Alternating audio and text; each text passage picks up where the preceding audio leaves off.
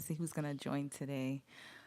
It's a little dark outside right now. It is raining.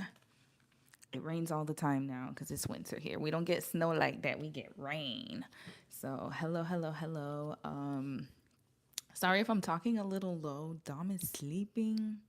See, y'all, this is a hard thing about filming content in a small space is that I always have to be mindful of my husband and of his oh, now he's telling me I can make noise, but I have to be mindful of my husband because he's sleeping right now. He's about to go to the gym. What happened? I'm not making excuses. I'm just telling them the truth. Well, actually, there's no one live now. Oh, one person just joined. Hello, welcome. Welcome, whoever just joined. You missed me and Dom, or me and my husband having a little back and forth. Welcome, welcome, welcome. I'm gonna wait a few minutes to see who else is gonna join today. On this beautiful but rainy Sunday afternoon, whoever you are, blessings to you. It is Sunday, so blessings to you, and hopefully you had a great day today. Oh, it's little mama. Hey, little mama, how you doing? How you doing?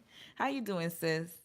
How's your Sunday going? Yo, like, can you believe it's almost 2 days before Christmas? Like, that's insane to me. I think it's 2 days. Yeah. So we're already the 22nd, y'all. This is crazy. Welcome, welcome, welcome, whoever is joining today on this beautiful Sunday afternoon.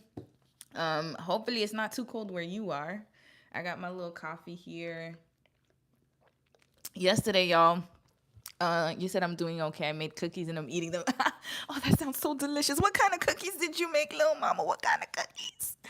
Hi S Light. How are you? How are you, sis? How's everyone doing? Yeah, I'm gonna just talk to y'all for just a little bit before I start.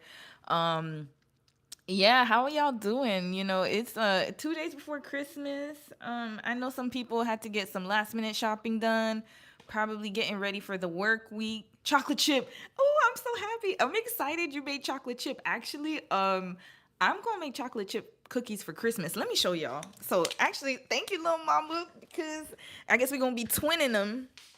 Cause I'm gonna make these cookies on Christmas Day for my next live, which is on the 25th on Wednesday. I'm gonna make these cookies, and we just gonna spend some time together when I do my live on Christmas Day, and then after that I have to go to my mom's place to eat dinner.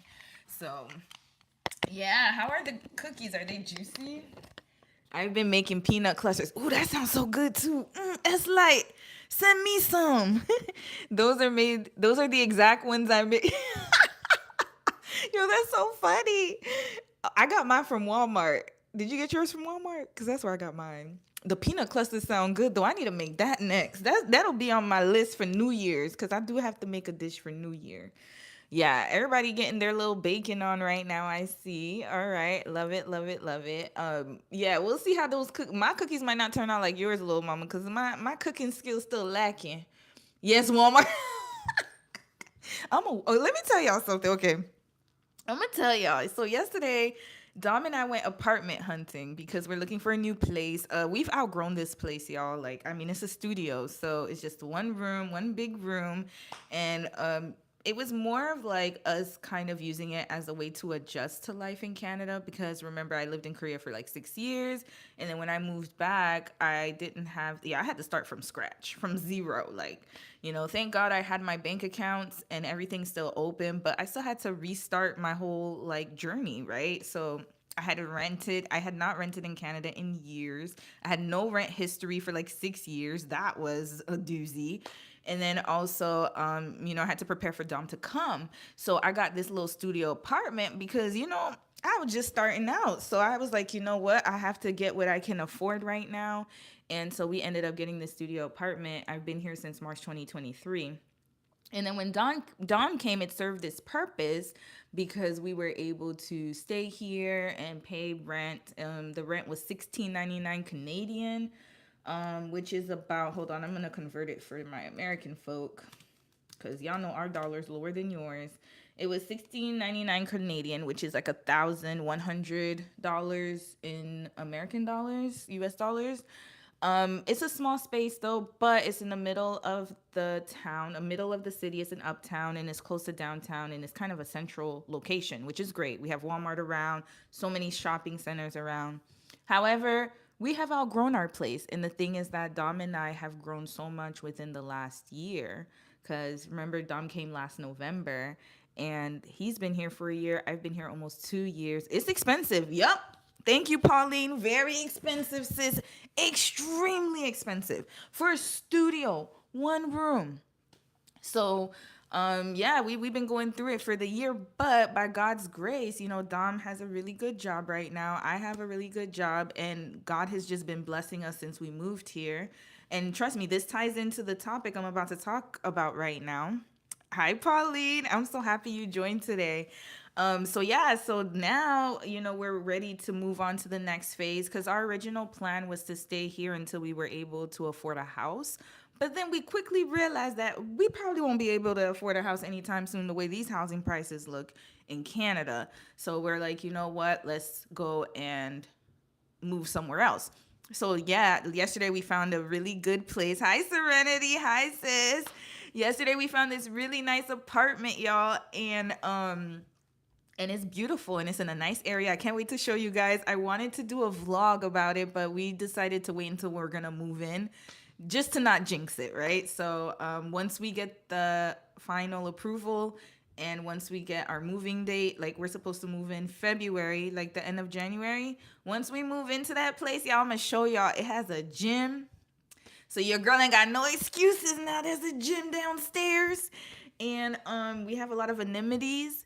And y'all have seen the place before because Dom and I loved going to that place. And it's so funny. We loved going to that area just to visit. And little did we know God was going to pull something together for us to find a place there, which is so crazy because we would literally go there on the weekends and be like, oh, we want to buy a house here. We would go house hunting and be like, oh, I want to live here. I want to live there. And so now we'll be renting there. I know it's not the same as buying a house, but it's still pretty good that we actually are able to afford it. And I'm just thankful. Let me tell y'all, this Sunday, like yesterday was messy Saturday story time. Today is thanking God for what he's done in our lives because from where Dom and I were when we first got married to now, it's so crazy how God has just kind of placed things in our lives and made it a way for us to kind of, even in this housing crisis, even during this really like precarious job market, both Dom and I have stayed, like we have really good stable jobs. Both Dom and I are thriving. We have a roof over our heads. We're able to move and to do better, and we can only thank God for that. So anyway, point is, Lil Mama, the reason I'm bringing that up is because even though the area we're going to is a little more fancier than where we live now, I'm still a Walmart girly. So I literally will shop at Walmart for everything. I don't care how much money I end up having, how rich I get, or how much money I end up having in the future. I will always shop at Walmart because those prices cannot be beat. However, I do realize that there's a lot of labor issues with Walmart, so we don't know. Maybe one day I will stop shopping at Walmart because of their labor issues. But for now, unfortunately, that's all I can afford. And it is Whole Foods is just too expensive. All those others, they're a little too pricey for your girl. So I gotta stick to what I know, and I gotta stick to my budget until I make it out, and then we can make other decisions. But anywho, I'm glad everyone is doing well on this Sunday afternoon. I really hope that the next 2 days are going to be wonderful for you guys. We got a lot planned. Before I get into the topic, I do want to talk about tomorrow is going to be karaoke night. And Tuesday is going to be karaoke night. I felt like it was a really good way to bring in the Christmas holiday.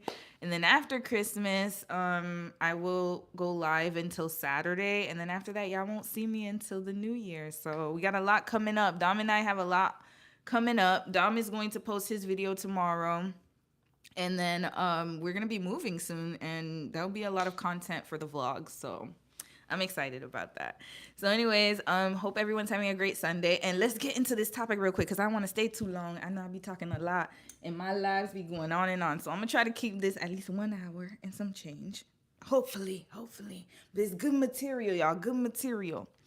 So basically, I wanted to talk about taking risks. And the reason I wanted to talk about it is because I think that is something that we all struggle with. And good things and blessings. Congrats, Romy. Thank you, Serenity. Thank you so much, sis. I really appreciate it, man. And that goes into taking risks. Like, never would I have thought that Dom and I would be where we are right now.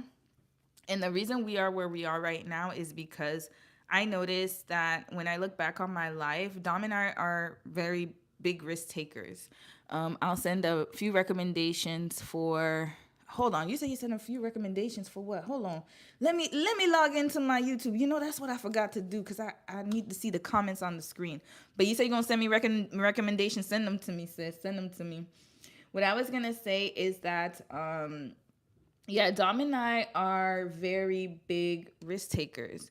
And I've noticed that every big decision that I've made in my life where I had no idea what I was doing, no clue what was gonna happen, and I took a risk, it ended up giving me the best rewards. Now, I realized that I should have done things differently because I feel like I kind of took a lot of risks that were maybe not really the wisest things to do. Some risks panned out better than others, but for the most part, every time, again, in my life where I had to make a major decision, and I took that risk, it ended up being the best thing for me.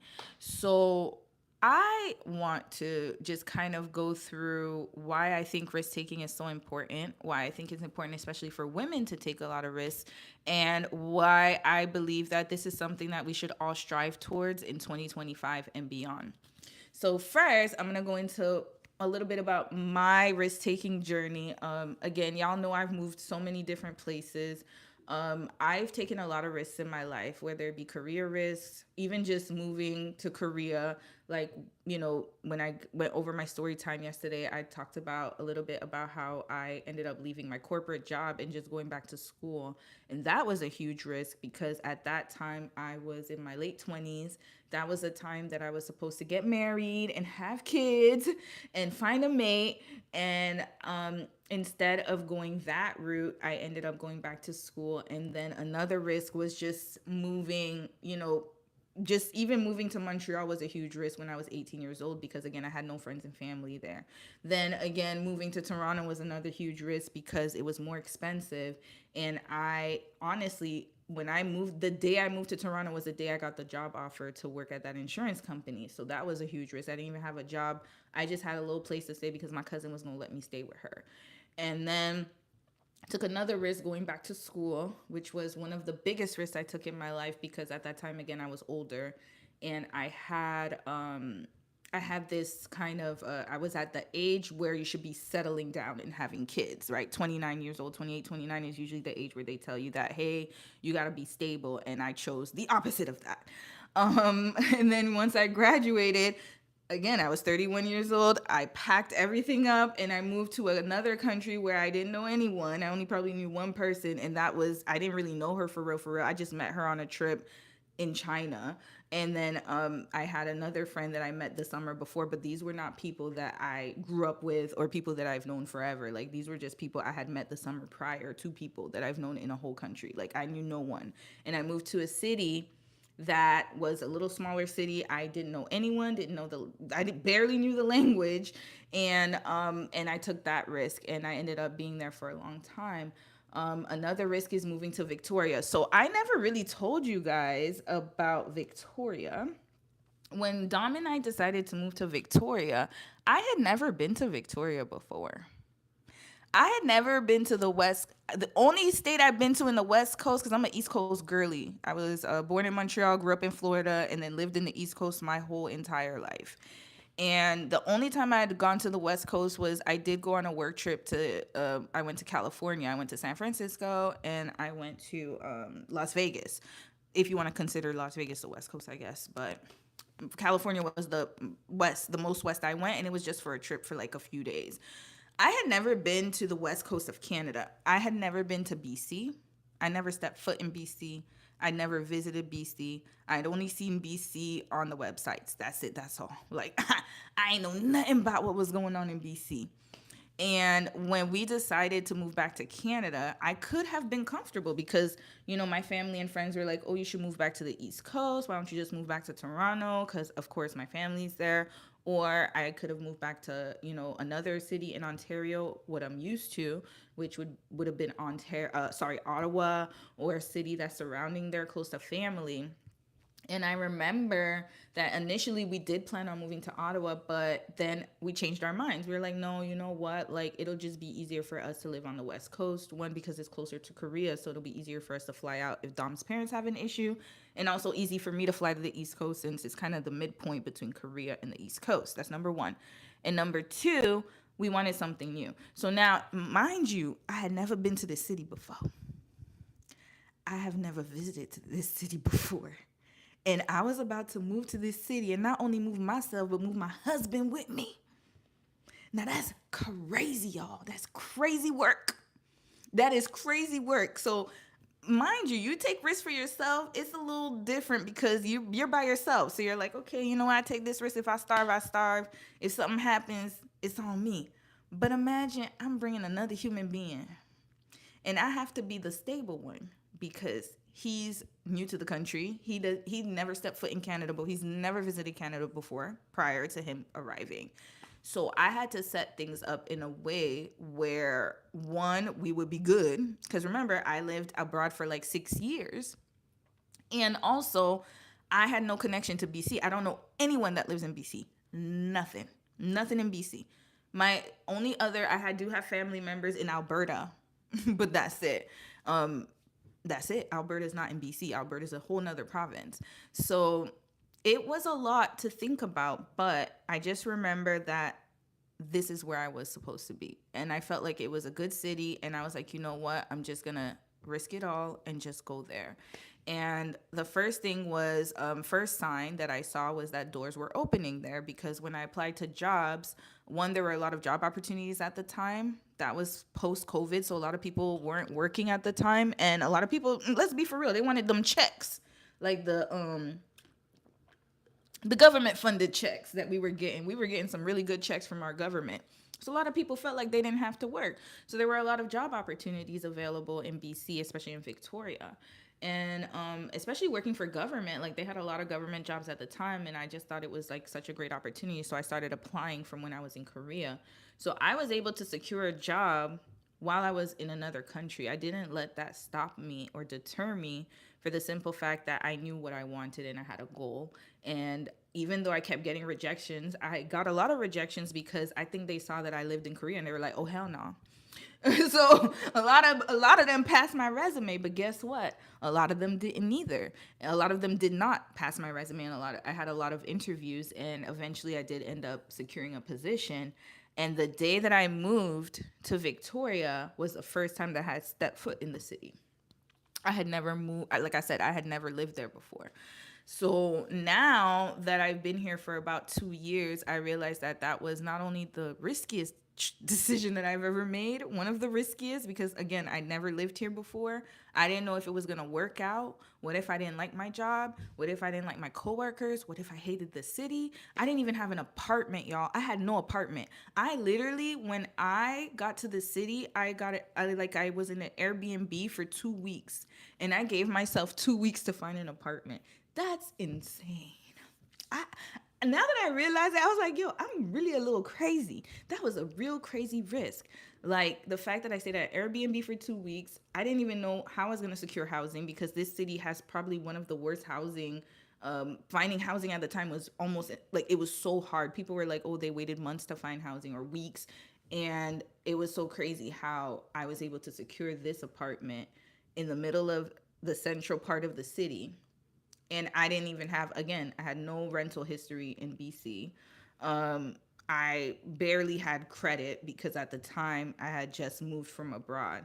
But God opened the door and they even gave me 1 month rent for free if I signed a 13-month lease, and I took it.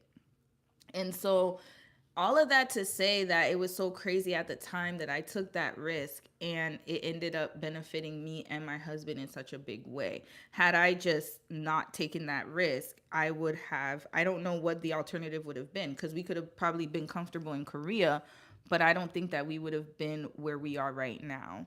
And the reason why I'm bringing this up is because confidence and belief in God, crazy. No. It's, is, yeah, it's not crazy at all. You're right. It is confidence and belief that God is going to make things happen. And I want to tell you guys, and the reason why I'm bringing this up as a story is because, and I'm going to bring up other people's stories and other examples of when people took risk and how it rewarded them. Even if they failed, it still rewarded them in a big way. The reason I want to say that is because I don't know if it's me, but I'm at the age now where I'm starting to realize my mortality. I know it's getting deep, y'all. This gonna get a deep, this gonna be a deep one. I'm starting to realize my mortality. And I don't know if it's because I'm getting older or I'm just seeing a lot more death, probably, or I'm just seeing a lot of different stories online, or I'm just experiencing different moments of awakening. But I am starting to realize my mortality. And not saying that I didn't realize it before, but I feel like now at the age that I'm at, I'm starting to realize that, okay, my life is really finite. I don't have much time. And meaning that, and I'm not saying that I have a premonition that I'm gonna go or something like that. It's nothing like that. It's more so like I want to accomplish so many things, and the time is getting shorter and shorter. Because now that I look up and I'm like, man, I'm already 38, and I could remember when I was like 21. I could remember when I was 34. I could remember when I was just 36. I moved here at 36, and now I'm 38, about to be 39. No, I moved here at 37. Sorry. I was 36 turning 37 when I moved here. And I think I had just turned 37, and now I am almost 39. I understand, Romy, you realize it's fleeting. Sis, it is fleeting. And I'm about to bring up some statistics. And this is why I'm bringing it up, because I remember in one of my lives I had talked about my professor who was about to retire, and then he passed away a few months before he was about to retire. And I think that was one of the moments that defined my decision to go to Korea. Um, Little Mama says, but the good thing is black don't crack you. Look at me. I know. Black don't crack for you, you right? It don't. It doesn't crack at all. I'm like aging like Benjamin Button. Have you guys seen that movie? Literally, everyone always thinks I'm so young. I remember one time I was talking to one of my coworkers, and then we were talking about life history, and he looked at me. He's like, "You have all this life history?" I'm like, "Bro, do you know how old I am?" Like, I am not a young girl. Like, no. But I mean, I am young at heart, but I'm still, Little Mama, it's not to say I'm not, I love getting older. I'm starting, the only reason I color my grays, to be honest with y'all, is because the rest of my hair is not gray. It's only the edges. But heck, if I had all my gray hair, y'all see a silver fox in front of y'all, I'd be grayed out. I love the look of the gray look. I love being mature. I love giving advice. I like being the older sister, older auntie. I'm at that age now where I feel like I can pour into other people, and I love that. But however, I still have to be mindful of my mortality, for the simple fact that there's a lot of things I want to achieve, and I feel like time is fleeting. And I'm going to go over some statistics with y'all, because this really brings things into perspective. So this is from the Social Security Administration in 2021, and they give you like the probability of death depending on how old you are. So I'm gonna show y'all. Hold on, let me flip my screen. Y'all know I like to flip this screen, pour out to people, and still look cute. Amen, sis. Amen. God look good. God look good. Now, again, we just gonna work with this screen right here. We work with what we have. Remember, I said we gotta use our resources. So here you have the exact age, and then the death probability, and then I think B was the, hold on, I'm gonna tell y'all what B stands for. A is a probability of dying within 1 year, and B is a number of survivors out of 100,000 people born alive. Okay, so notice how when you're 0 or 1 years old, of course you have, your probability of death is lower. Life expectancy is up until 74. or 73, age 73. This is male, this is female. However, as you get older, notice that it gets lower and lower, right? The percentage gets lower, which makes sense. This is what they use, by the way, for insurance. Actuaries, I think that's their title. They use these kind of statistics to base your premiums off of because they see life expectancy, right? So, for example, I am 38 years old. If I was a male, I have this probability chance of dying. So 0.00344% chance of dying out of 94,000 people. But I only have a 38% chance of I think it's in hold on of life expectancy. Yeah. So 38%, which is pretty low, y'all. At 38 as a male. Whew, that's not really that good. And then if you get older, let's get to retire. Oh, let's look at female because we're all women here. So as a female, here I have 0.001824% chance of dying. So why is it lower? I don't know. But anyway, out of 97,000 people, and I have a 42% life expectancy here. Okay. So then as you get older, so let's get to 65 because this is where I want to drive it home. This is from the US stats, by the way. It's 0.019914, so it gets lower. The percentage of you dying gets higher. Sorry about that. It gets higher. And then it's 16% chance life expectancy at 65, and for women it's 19%. So this means that, of course, the older you get, the shorter your life expectancy percentage is.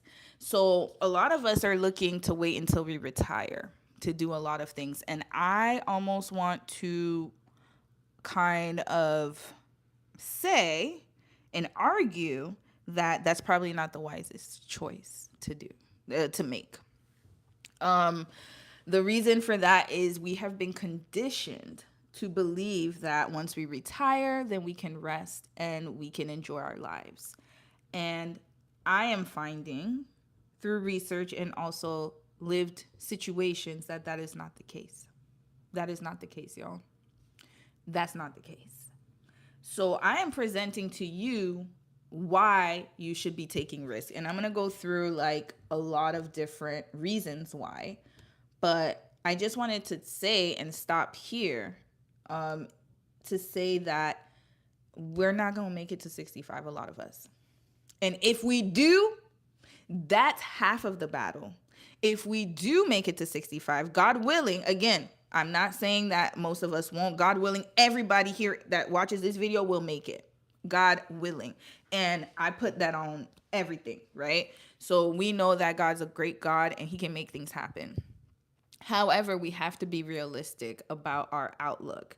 And I think a lot of people have been misinformed.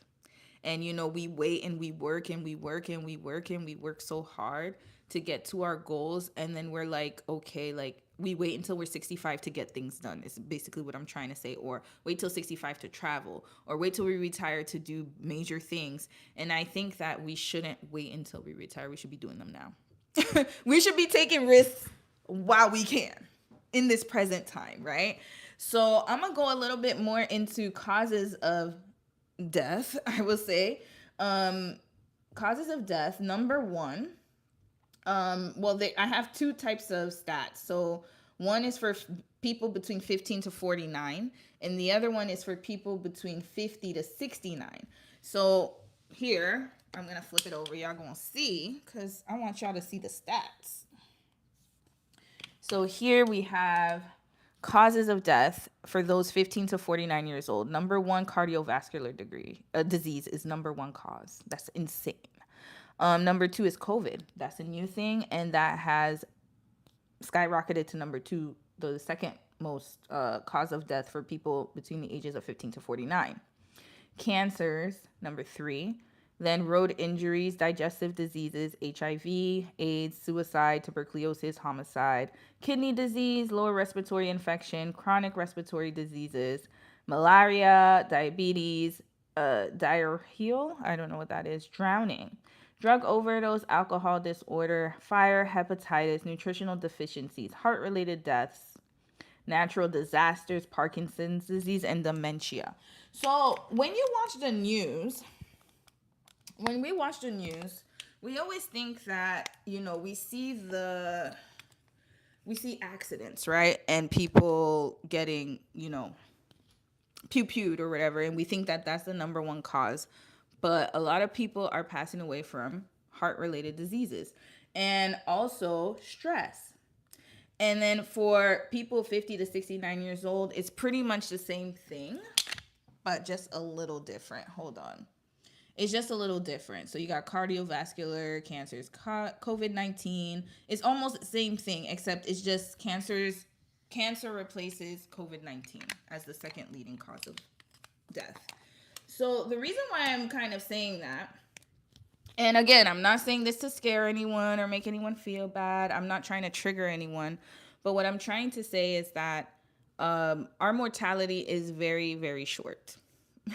And when we take our time and when we don't take risks in our lives, we can be missing out on opportunities because the future is not promised, is my point.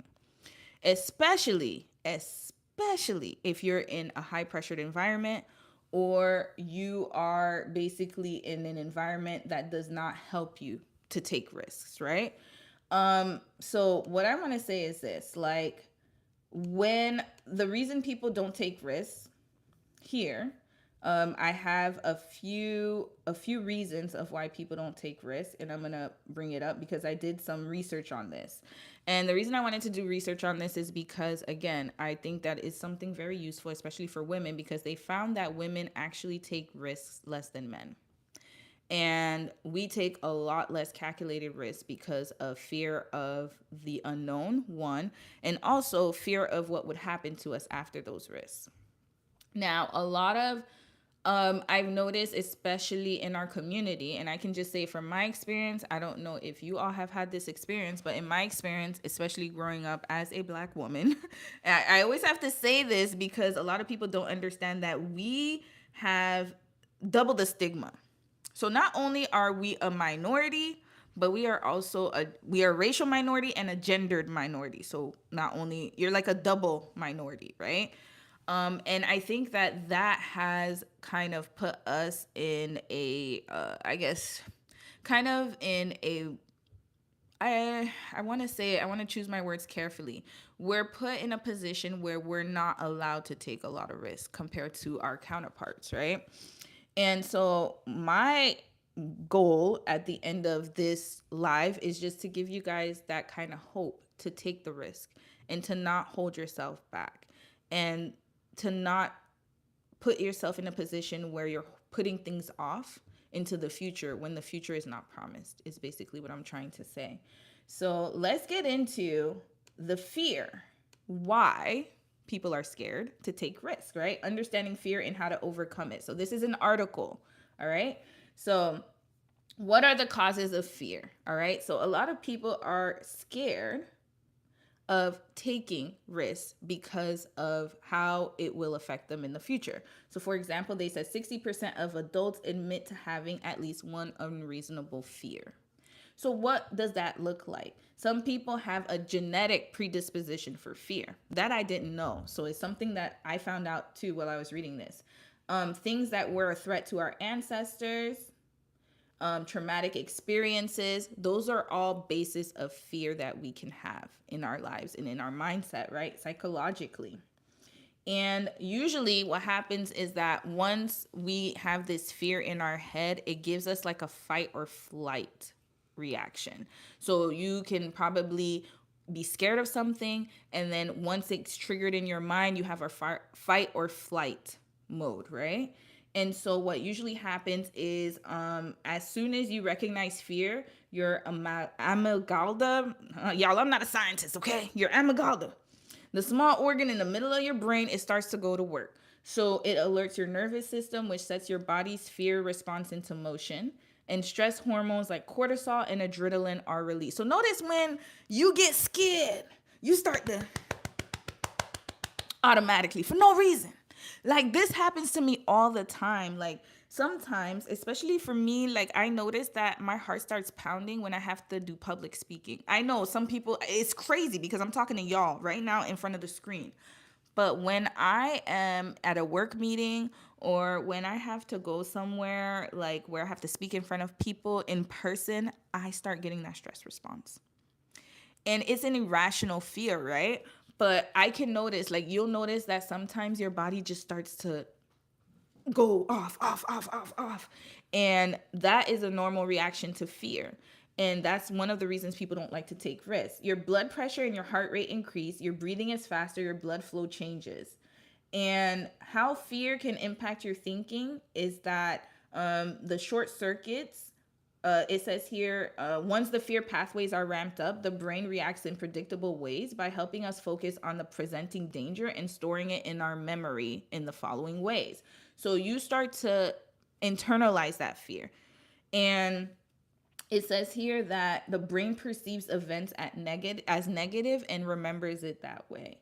And then also, it can keep your fear in store to trigger it for later. So basically, like how that fear happened, like whatever happened during that time of that fearful event, it'll keep replaying in your mind, even if you don't notice it. It's subconscious sometimes, right?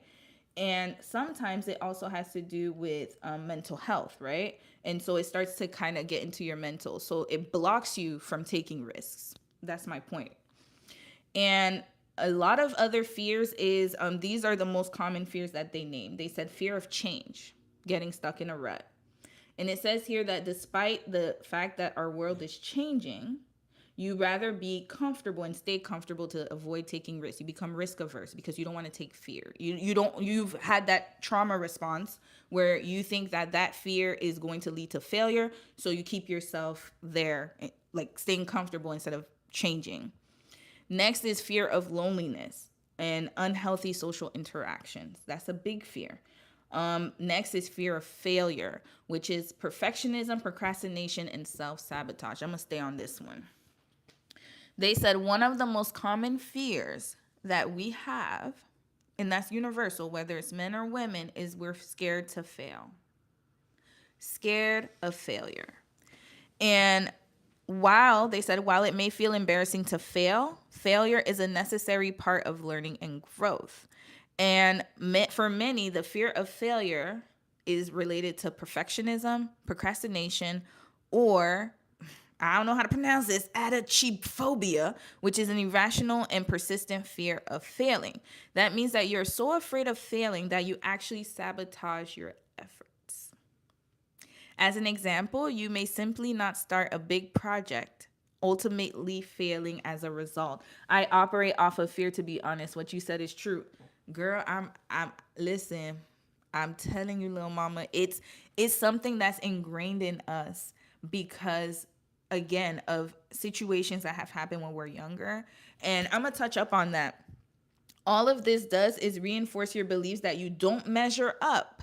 So that's the imposter syndrome. And you end up avoiding doing anything where success isn't guaranteed. Ultimately, you'll miss out on all the life lessons and opportunities that may help you find success. I'm going to stay right there because I also had that issue. I remember when growing up, when I was younger, I was fearless. I was so fearless. And I used to just do what I wanted and be very outspoken. And I had that kind of, and I'm sure we all did. When we were younger, we probably had more of fearlessness in us. But then you have adults in your life saying, don't do that. Don't talk like that. Don't do this. Stay here. Don't talk too much. That's why I asked about confidence and things the other day. Little mama, I'm glad it tied up. It's going to tie up to this. And I remember, every time I would try to do something, someone else's fears and negative mindset extinguished it for me. So for example, I'm just going to give y'all an example. If I said, oh, I want to be a lawyer. Why do you want to be a lawyer? Or maybe law school is not good for you. It's too competitive. There's too many things. It's going to be hard for you to make it. Some people, they just burst that bubble inside of your head, and their negative energy kind of gives you the kind of gives you the signal that you shouldn't be doing it, right? And when you have this phobia and irrational fear of failing, because again, you're looking at other people around you, your environment around you, and if they don't promote things or if they don't help you get to where you need to go and they instill that fear in you before you've even tried. This is the crazy part about it. Sometimes you ain't even try it. You're just expressing a thought like, oh, I want to start this or I want to do this. And somebody will tell you you can't. I want to be an artist. Why do you want to be an artist? Artists don't make money. I remember I told my mom, and again, it's not her fault. I'm not trying to make my mom look like a villain.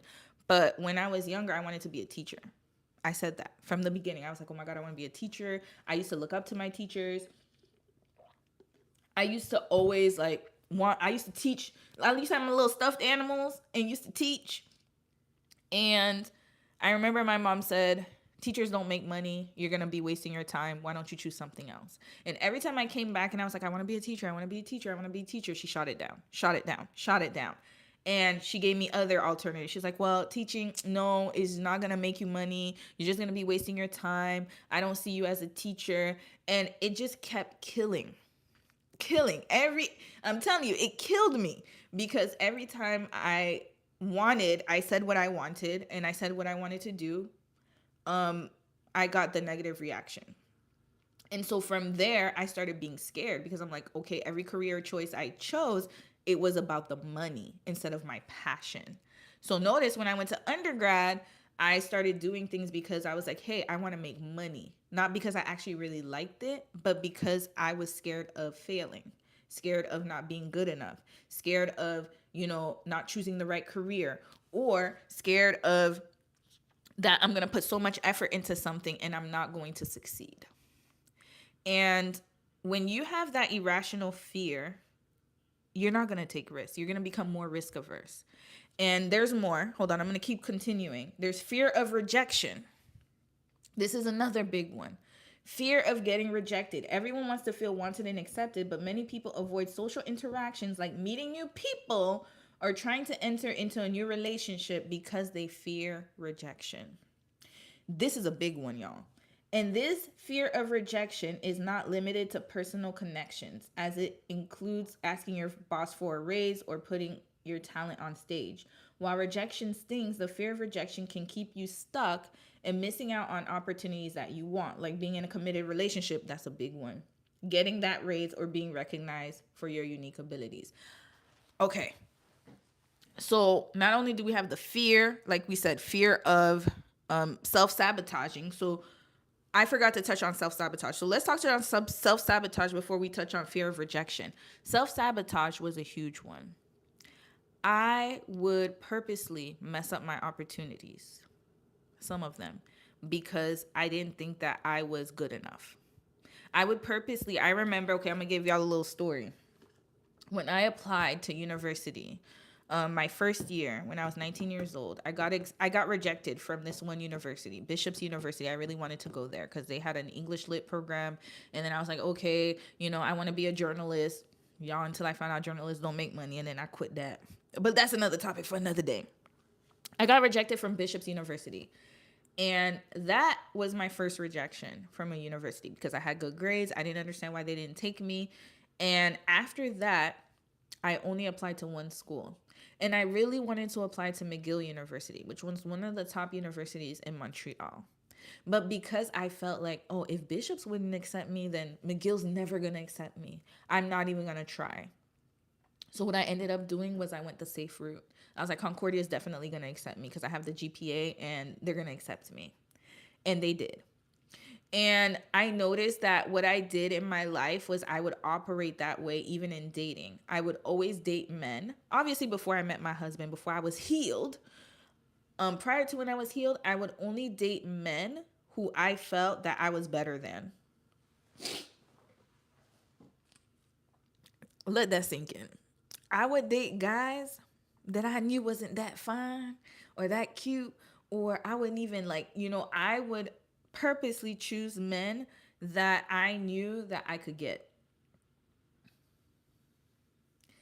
And that's a form of self-sabotage because I didn't let myself really explore and be confident in myself enough to know that I'm a prize. I'm valued. Girl, I understand, little mama. I'm telling you, I used to do that. I used to only pick men who were lower than me. So that's why when remember I told the story about Damien, bum. The drunk guy I dated, I gotta talk about him, bum. Um, my ex-fiance, bum. He ain't even have a job when I dated him. He had just lost his job. Serenity, we all did, sis. We all did. You said same, I did it too. Same. I would date men that were bummy. And now, when looking back, I was so happy that that fiance, because I was, well, he proposed to me, y'all, but child, we ain't even gonna call that an engagement. But when when we broke up in 2014, thank God I at least had some common sense to be like, you know what, I'm gonna stop dating. And I remember one of my cousins, I'm gonna say his name. Shout out to Wendell. I don't know if he watches my channel. He had made a comment one time because I had gotten out of a because I had dated the ex-boyfriend, the 2014 boyfriend. And my cousin, he was like, dang, you move on really fast. You need time to heal. And at that time, I took it as a diss. I was like, what he talking about? I move on too fast. That's not right. Like, if I was a man, nobody would question me. But because I'm a woman, everybody wants me to be like all holy and whatever. And now I realize he wasn't saying it from a place of like trying to hurt me. He was probably telling me, girl, you need to slow down. Because I would purposely, again, once one guy didn't work out, I would find another one, and I would find another one, and I would find another one. And I didn't give myself a break to heal. And so when 2014 came, again, my frontal lobe had fully developed because I was 28 at the time, 28, 27, 28 around that time. And I decided, okay, I'm going to take time out to really get to know myself. Y'all, when I did that, the spirit of self-sabotage disappeared. Again, I would do that. I would operate like that in all areas of my life, whether it was jobs. Like all the jobs I applied to, I only applied to jobs that I knew I could get into. I didn't apply to jobs that I could be high, like I knew was above me or that I would have to work hard to get and be challenging. I only stuck to things that I knew I could overcome easily. And I think that was a spirit of self-sabotage, spirit of failure, spirit of spirit of self-sabotage and being scared to fail. And every time I got a rejection, it would sting. And then it would make me not want to go and pursue things even more.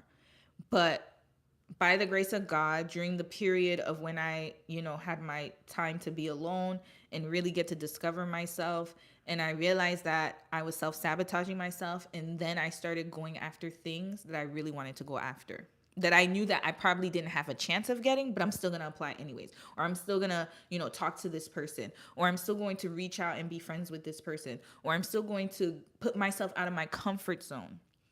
And I think that is the point I'm driving home, is that we need to stop being so scared to fail.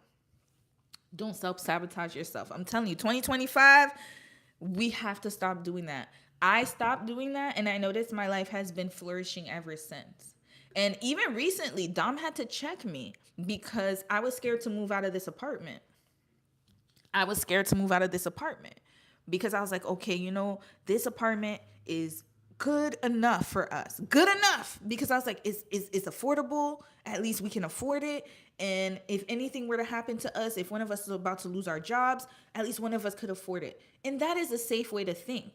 Don't get me wrong. It is a safe way to believe and to think in a way. But was I operating in fear?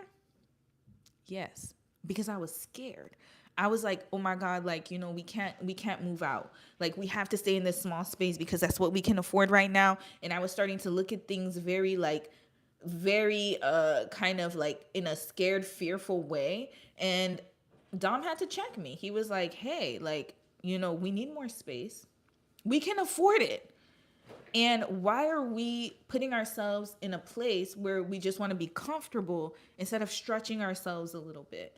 And yes, it's going to be a little bit more financially, but the reward is better because we'll live in a safer place. Of course, Victoria's safe, don't get me wrong, but we'll live in a way better neighborhood. Everything is more accessible here. Yes, it's a little further out, but at least they have amenities. We don't have to pay extra for stuff. Here, we're paying way more for parking because we're closer to downtown. We're paying way more for a small box where we can pay the same price but get a better living situation a little further out. And so I had to really check myself, and he checked me. And I was so thankful to my husband for doing that because I was so scared. And I realized that that's something that I always have to consistently try to overcome. And so it's not just me telling y'all, it's me also following this advice I'm giving to y'all because I feel like sometimes we can get stuck in our heads and it's not a healthy way to go about life. You said go Dom, little mama. Yeah, Dom been stretching me, y'all. He's getting me out of the fear because it was a trauma response to my childhood and trauma response of never having enough money, never being able, like, hoarding. Like, oh my God, I'm gonna keep this money. I noticed also in my bank account, I would just hoard money, just keep money in my account for no reason. No reason at all. Like, not saying that I'm not saving. Obviously, I'm saving, but what I'm saying is that I wouldn't enjoy my money. I would just keep it there and I'd be scared to spend it because I'm like, oh, what if this happens? What if that happens? It was a trauma response. And Dom has made me realize that, yeah, we can save, but we also have to enjoy our life too. We can't just always hoard money. And then what am I going to do? And then when the time comes when I can't enjoy the money anymore because something happens, like I said, the life expectancy and all of the stats I gave you ahead like a few moments ago, how am I going to enjoy it? You know what I mean? I'm hoarding it for what? I'm not even enjoying my life. I'm just sitting here just working and trying so hard to hold on to something, and it's a response of my fear, right? So I'm gonna keep going. Sorry, y'all. I got stuck on the self-sabotage because that's a real one right there, especially when you talk about relationships and everything. Like, self-sabotage is major, and it's something that I think I will give you guys advice after because I have a whole list here. But self sabotage is something that you should identify and try your best to mitigate as soon as you can because it will have you missing out on opportunities. The next one is, yeah, fear of rejection. So, fear of getting rejected. Fear of the unknown. No, you're good, Romy. That one is so relatable. I'm so happy, sis. I'm happy it's relatable because I'm telling y'all, like, self sabotage really messed me up in my 20s. Really messed me up in my 20s. If I could tell y'all and if anyone's watching my channel, especially if you're in your early 20s, 30s, and beyond, any age, actually, to be honest with you, self-sabotage is real. It's a real thing. And that's the reason why I believe that a lot of women in our community, especially our community, men and women in our community, have not gone to higher places in life. Of course, we have other factors, but I do believe self-sabotage is one of them because you think you're not good enough to be in certain spaces. I used to think I wasn't good enough to be in certain spaces. I'm not smart enough. Or I don't speak like this person. They're more eloquently spoken than me. They speak better than me. They have a better body than me. They look better than me. They're prettier than me. Why would this person choose me instead of them? And it just comes down to self-confidence and not self-sabotaging yourself and knowing that you're enough and you're valuable enough and that you have a lot more to offer to this world than you think you do. And every voice matters, every person matters, and no matter what you think about yourself, like, I feel like whatever you think about yourself is not how the world sees you. Because people used to say so many things about me and I'd be like, me? You think that of me? Like, because they'd be like, oh, you seem so put together and you seem like you're so fun. Just the other day, one of my coworkers was like, oh my God, like, you're so much fun to be around. You're so, like, you always have something good to say, something positive, and I love being around you. Have good energy. And I never thought about that because in my mind, I'm thinking I'm always negative because I'm always thinking in my head, basically, how I perceive myself is not how the world perceives me. And the same for you. How you perceive yourself is not how the world perceives you and how God perceives you. And so I want to say that don't sabotage yourself. I'm telling you, you're more than enough. Fear of the unknown prevents you from moving forward. So when you don't know what something's going to look like, sometimes it can keep you stuck. And they said it's not unusual to feel hesitant when trying something for the first time. People often avoid trying something different for fear of uncertainty. After all, there's no guarantee that doing something new or different will make life better. But staying the same and not trying anything new is one surefire way to stay stagnant. Whether you're afraid to accept a new job or afraid to move to a new city, when you let the fear of uncertainty hold you back, it prevents you from moving forward. Next is fear of something bad happening. This one is a big one. It prevents you from enjoying life. It is an inevitable fact that bad things will happen, and it's important to know that you can't prevent all bad things from happening, either to you or someone else. This is especially the case when a loved one or innocent life is taken without notice or cause. But if you let the fear of doom pervade your life, it prevents you from enjoying a rich, full life that's also full of good things too. Y'all, I used to be scared of flying. I had an irrational fear of flying. It's not that I was like, I had to be on, you know how some people had to be on medications when they fly? I just always was scared of flying. Like, I just don't like flying. I'm one of those people. It's not that I don't enjoy it. I don't mind it now because I had to really rationalize it in my head. But I just always was scared something bad would happen, and all of these negative stories you have in your head, and it prevented me from traveling and really fulfilling enjoyment in life prior, I would say. But I realized that it was irrational. There's a lot of people who are scared of flying, scared of going places. I was nervous of flying, but my first flight was a 15-hour flight to Korea. Wait, little mama. Hold on. That was your first flight, 15 hours. You ain't even start small. You know, some people start small. They do those little regional flights. Girl, you went hard. But you know what? I'm glad it happened that way. 15 hours is crazy as your first flight. I thought you was gonna say like it's like a little hour or something. You know, some people just dip their little toe in. You jumped in the water. But I'm proud of you for doing that, because once you fly a lot, you realize that's actually an irrational fear. And again, I showed y'all the stats. The causes of dying, flying wasn't on the list. Number one was cardiovascular. So, you know what I'm saying? Like, actually, we should be more scared of eating junk food. Matter of fact, I should be more scared of eating them Cheetos than actually taking a flight somewhere. Little mama said, yes, man, I almost had a mini panic attack halfway through it. Next time I'm upgrading, though. Yeah, like, I mean, you do need to upgrade, because if you're flying 15 hours, Dom and I talked about that, too, where it's like, you got to be premium economy or higher. Like, it's so uncomfortable sitting in economy for 15 hours, but notice you were scared of flying, like I said, when you should be more scared of them Cheetos in your cabinet.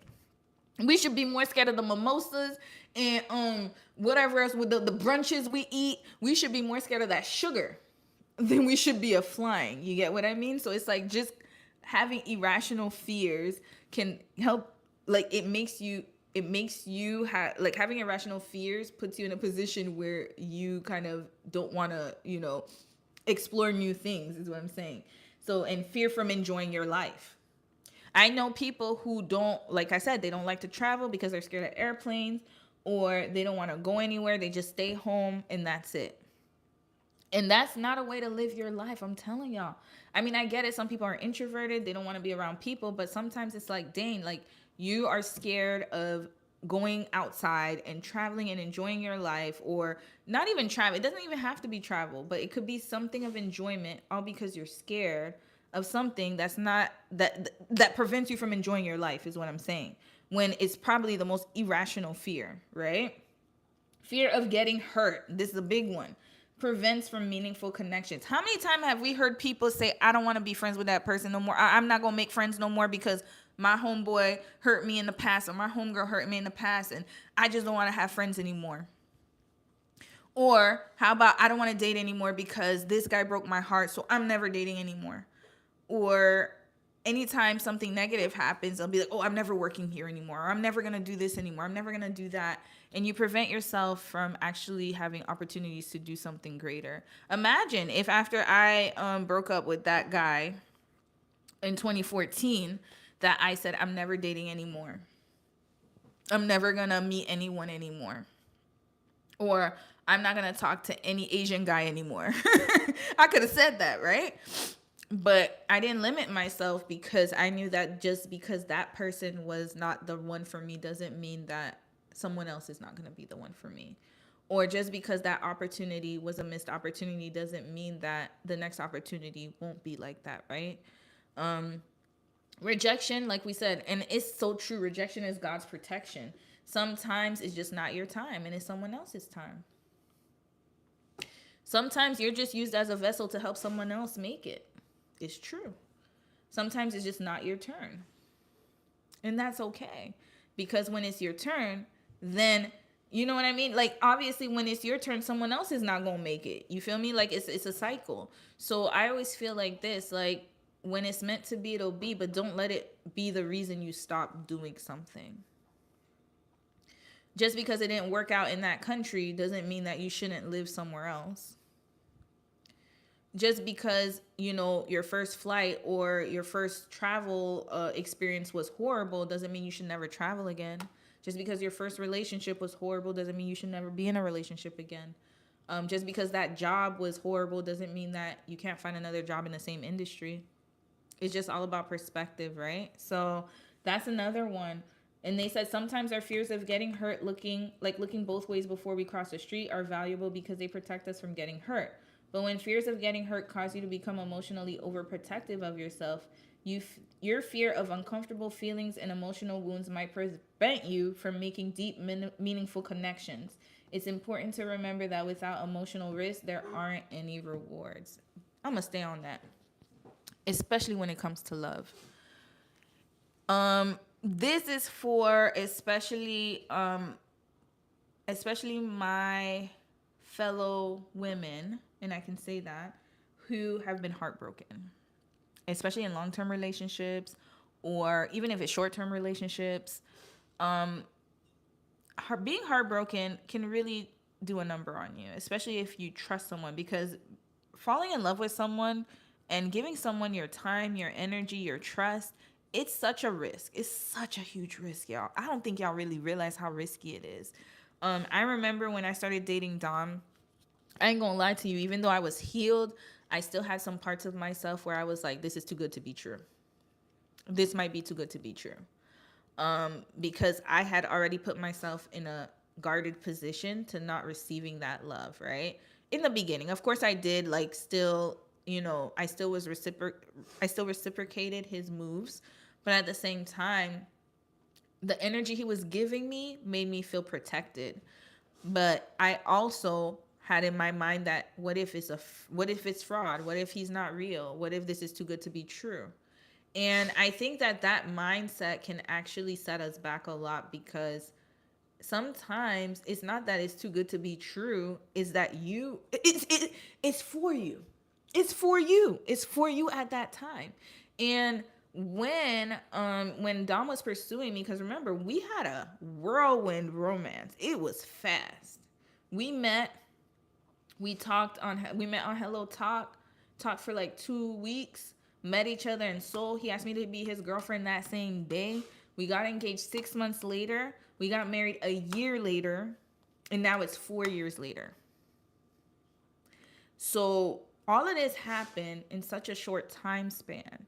And I feel that had I not been healed and ready to receive his love, I would have sabotaged that opportunity. I would have sabotaged it. Knowing how I was before, I would have definitely sabotaged it. 100%. Because I wouldn't have been ready to receive it. And so sometimes it's like, not taking emotional risk can be detrimental to you. And instead of closing yourself off to things that will hurt you or that are emotionally taxing, I honestly believe, and I'll touch upon that in another video, that you should start opening your heart chambers a little bit. Especially if you're very guarded, if you find yourself not trusting people and be like, oh, everybody talking, be like, men ain't ish, or everybody's just talking and da da da da da, and nobody. If you find yourself having those negative thoughts about a certain group of people or race or men in particular, and be like, all men ain't this, or all men cheat, or all men do this, that means that you're definitely closing yourself off. And I will say it for a fact, all men do not cheat. I do not believe that. I don't believe that for a fact at all. And I'll even go as far to say is that there are a lot of good men out there. A lot. Unfortunately, the trash men get a lot of like they're just more vocal, but there are a lot of good men out there. And I would hate to see, especially in this climate that we live in, because I understand, I know that there are a lot of stories of men just, remember the whole discussion on TikTok about the man versus the bear. And a lot of women were saying, oh, like they can't trust men, they don't want to be around men, and all of this, that, and the third. However, I think that that is a response to being, I guess, the fear of having deep, meaningful connections. So then we see a lot of women, and I'm gonna be honest. We see a lot of people choosing bums. Like I told you, I chose bums before. I done chose bums, and the reason why I chose bums was because I thought I was better than a bum, and so this bum's not gonna leave me because I have something to offer this bum. But then the guy who was actually better than me, he could probably leave me because I feel like I'm not up to his level. Let's just be honest. That's what I was feeling. I wouldn't have been ready for a Dom in my 20s. I'll be honest with y'all. I was not ready for a man like Dom. I would have chosen a bum. And so my point is this, like when you're scared to make deep, meaningful connections, and then you choose someone who's lower than you, or you choose things that are lower than you because it's safer, I think that that is something that needs to be worked on. And it's not necessarily that all men are cheaters, all men are this, all men. It's the men you choose because you don't think you're good enough. That's it. That's all. That was my point in this. That, listen, I gotta be honest. I tried to toe the line a little bit here, but I was like, you know what? I gotta be real. I gotta keep it real. Sometimes it's not necessarily that there aren't good men out there. It's that you're choosing the bums.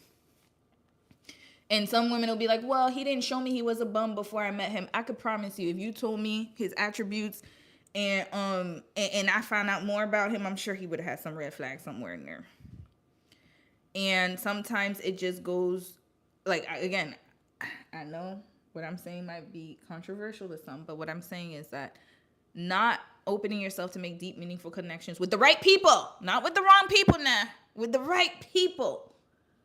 Right people can cause, for me, it'll be a lot of missed opportunities in the future to do something greater, or to fall in love, or to meet the one for you. And again, I'm a testament of that. When I met Dom, like I said, it was so fast.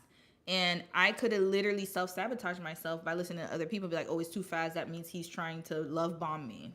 That's what they say. If it's too fast, he's trying to love bomb you. It's not gonna last. Oh, how you know this man don't want this? Or he's just with you because of this? All of these things were irrational in my situation. Again, I'm not saying don't look at the red flags. What I'm trying to say is see what's rational and what's not rational. And again, I'm going to get into the part where we're going to discuss taking calculated risks, because this makes a difference. Not just taking a risk just because you feel like it, but actually weighing the risk, weighing the rewards, and weighing the calculation and mitigating the risk, and having a contingency plan will help set you up in the future. All right, let's continue. Fear of inadequacy, not feeling worthy of success. This is a big one. Another fear shared by many people is the feeling of not being good enough. If you feel like you don't measure up, you might become an underachiever. Pauline Robinson says some of the bums are actually good men for other women, though they treated you like dirt. There you go. That's the thing. Do you know that's the crazy thing about it? Is that so for example, the guy, all the exes that I had, they are married now. They're married, and I'm sure they're treating their wives well. And the thing is that for me, it was at that time because I accepted less than what I deserved, and I thought I didn't deserve better. Because you spoke on it, sis. I thought I didn't deserve better, so I chose the person who was lower, who I felt was lower than me, because at the time, they weren't where they needed to be. They weren't at the level they needed to be, but I still accepted it because I thought that that's what I deserved. However, when you date that bum, I have to be real. Most of the time, what I've seen is we become Barbara the Builder and we build them up. So we help them get a job, help them feel the self-esteem. We pour into them. Pour. Because we know that, okay, I can pour into you because I have more life experience than you, or I have more this than you. I'm going to love you, and you're going to be the little engine that could. And so they don't become better for you. They become better for the next person. You're just building them up for someone else. I was Barbara the Builder for 2 men. They're married now. They have children now. And I'm sure that they are better to their wives than they ever were to me as a girlfriend. But because, again, it wasn't that. And I want to make this very clear. I'm not saying they were bums like indefinitely, because some people can be bums today and they could be better tomorrow. It was just that when I found them, they were bums. And so I spent my time pouring into them, being this person, because it was, again, self-sabotage. I thought that I'm better than you. I hate to say it, but it must have been in my subconscious. I'm better than you in the sense that, like, I know that I could do better, but I choose to you because I want you to love me, because I know that I'm going to be I'm a benefit to you, so you won't leave me.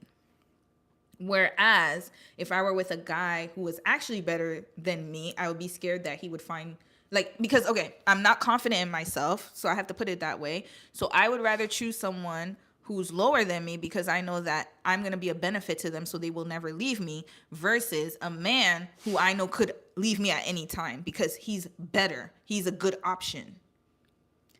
So, for example, my husband is fit. He's smart. He's educated. He comes from a really good country. He's not rich, but by all means, he ain't low income either. Not saying that there's anything wrong with that, but he's gotten himself to a place where he's in a good financial position. My husband also is a go-getter. He's a high achiever. What else is my husband? My husband is very, again, ambitious.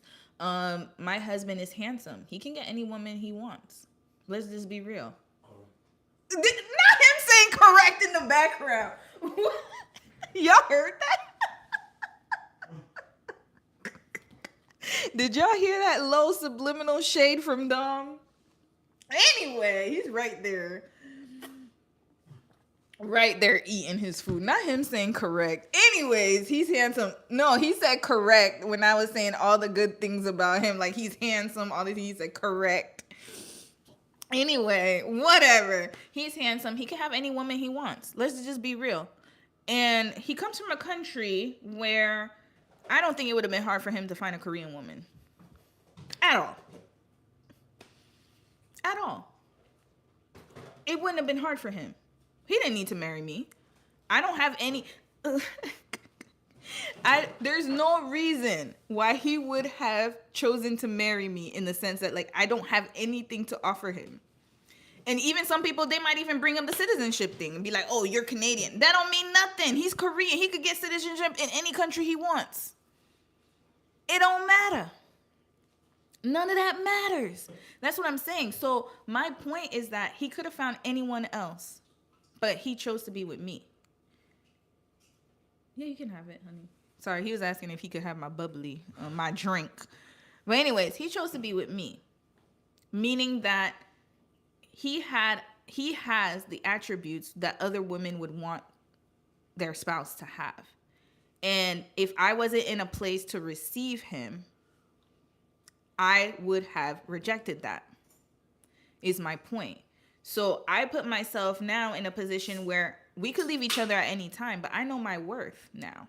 I know that even though he has the opportunity to be with so many different women, especially now when he goes to the gym, I'm sure there's people in booty shorts, short shorts, with all their booty sticking out. There's young girls out there who fit fine and fat friendly. Ain't that what Kevin Samuel said? Fine, fit, and friendly. I'm sure when Dom is pumping the iron, they looking at him like, oh, he look good. And then look at me, not him saying correct again. You know what? Do you want to be part of this video, honey? No, I'm just saying correct. Yeah, look at him with all these ad libs. But anyways. You say right things. Oh, I'm saying the right things. Whatever. He's getting boosted now. Haha. Come on over, dog. He right there looking at his phone right here. Look at him. Hold on. This is him right here. Being ad libbing. But anyways, my point is that there's women out there, Satanti, there's a lot of women out there that would love to be with him. But I am secure enough in myself to know that I am also a prize. I may not be the fittest. I may not be the finest. I may not be the brightest. I may not be, I have crooked teeth, so I got a gap in the middle of my teeth. Sometimes I'm lazy as hell. I'm not the best cleaner. But I know what I can offer him. I know that I'm still a good catch, regardless of how I feel and insecure I feel. And my point is that I got to the point where I was just confident in myself because I know that I'm the perfect match for him. And I know that there are other women out there, and I don't see that as competition to me for the simple fact that I also know that I'm also a prize. So my point is this, like, you have to put yourself in a mindset where you also have value, just like that other person has value. Instead of choosing someone who is below you just to give you that kind of like guaranteed safe comfortability, so that you don't have to dig deeper emotionally is what I'm saying. And so now, being with Dom, I'm not gonna lie to y'all, it had stretched me a lot. It has stretched me a lot because he has definitely challenged a lot of my beliefs. He's challenged a lot of my thoughts. He challenges me, and I love that. And I think that that's what I was lacking in my previous relationships because I was the one challenging them, but no one was challenging me. But now we're both equal in the sense that we both challenge each other to be better because I chose someone who I didn't choose just because I'm better than him, but I actually chose him because I was ready to receive him, and he has the qualities that I actually want in a husband, and I have the qualities he actually wants in a wife. So then it wasn't a self-sabotage situation. It was more of us just finding each other and building off of that. The final fear is losing your freedom. So a certain amount of fear can be healthy, but it becomes a problem when it holds you back in life. So for example, someone who wants to live a free life might avoid getting a job with steady income. The entrepreneurs who be like, I can't imagine working a 9 to 5. And then you could barely pay your bills. Barely paying your bills. Gotta do clickbait videos every 2 business days. But I could never do a 9 to 5. I don't know how y'all get up every day and do a 9 to 5. Consequently, they might miss out on freedom that comes with financial stability. In this case, the fear of loss of freedom becomes a self-fulfilling prophecy because they don't want to, okay, I don't want to laugh, but they don't want to take the risk of losing this so-called freedom. But technically it's not really losing freedom because now you put yourself, and again, I'm not hitting at anyone in particular, but I'm saying I've seen a lot of videos where they look down on people who work 9 to 5 and say, I can't imagine working a 9 to 5. You got to clock in every day. Yes, I do. And guess what? It brings me stability. Because sometimes it's not about your freedom. It's more about stability. If we look, okay, let's just look at the numbers. I'm going to be honest with y'all. I still got time. I hope y'all could stay here a little bit. When you work a 9 to 5, you have more stability than the entrepreneur. Boom, I said it. And some people, they look at the outliers, so the ones who are mega successful, and they're like, oh, that person or that business is making so much money, and so that means that 9 to 5 people are not making enough, and that if I start a business, I'm going to be rich just like this person. But what they don't understand, and we looked at the statistics the other day, is that it's not always like that. There are highs and lows, especially when you're starting off. Because they look at the end product of those successful companies, but they don't see how they started. And majority of the time, the businesses that start, they are always unpredictable. It's highs and lows. So sometimes business is good, is booming, and then there are slow periods. And so now when it comes down to the 9 to 5 worker, yes, you can definitely lose your job. That is a risk.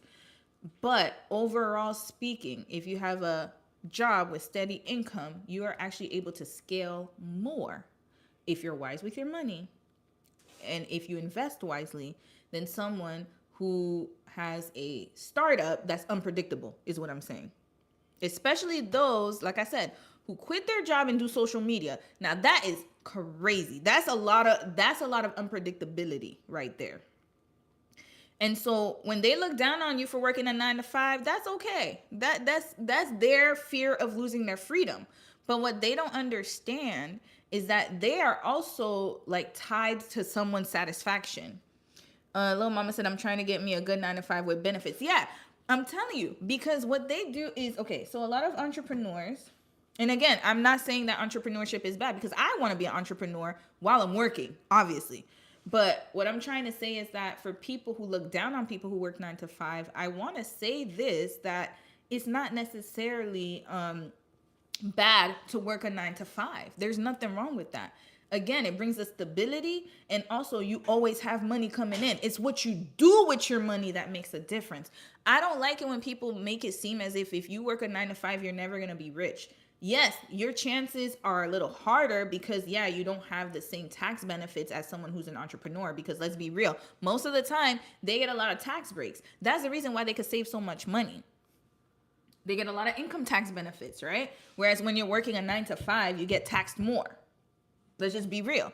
Yes, you do get some certain tax shelters and stuff, but businesses get way more breaks than regular people. Look at those insurance companies. I'm telling y'all. Look at all the United Health, all that stuff. How you think these CEOs are making so much money? Because they get a lot of money back from the government because they're stimulating the economy. That's what makes them get all that money. So now let's think of you as a 9 to 5. Again, if you have a good 9 to 5 and you have less debt, you pay off your debt, you invest in good investments, you can probably be more stable and make way more money than somebody who has their own business.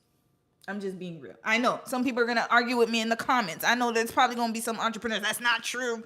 I can make more money. Overall, you would probably save up. You have the opportunity to save more and to invest more than somebody who's an entrepreneur. Why? Because you're more stable. I learned that the hard way. While I was gallivanting in Korea, and I'm not saying it's a negative thing because I was living my life. And I got some good opportunities that came out of it because, again, I met Dom and I was able to go to school, get my master's degree, and work and do a lot of different things. However, I realized when I came back home, the people who stayed and were stable, they were able to do way more than I'm able to do now. Because they were stable the whole time I was switching. And I had my highs and lows. Like, again, sometimes I would make money, sometimes not, because I was switching between jobs and I was between this and I didn't stay linear. So don't let people fool you into thinking staying linear and being stable is a bad thing. What it is that you just have to be calculated about it and make the right decisions. So that way you can live a better, comfortable life, because you can live comfortably. There are people who are working 9 to 5s who make way more money than some of these celebrities we see out there. Broke as hell. Broke as hell. Some of these celebrities out there, they have all the, the jewelry. You see them with the new cars and all this stuff. And I know people who work 9 to 5 that have way more than them. There are a lot of CEOs out there. There's a lot of... Anyways, I'm going to get into that one day. But there are a lot of people, executive directors, managers, top, whatever directors, CEOs, whatever, of companies that are making a lot of money. And they don't own the company. They don't own it. They don't own it. But they making more than 7, 8, 9, 10 figures salaries. The CEO that just passed away from United Health, he didn't own the company. He was a CEO. He didn't even own it. Let's see what his net worth was. The guy who recently passed away, who was, unalived by Luigi. That's his name. Hold on, let me find out. United Health. CEO salary. We're gonna look at what his salary was. Rest in peace, sir.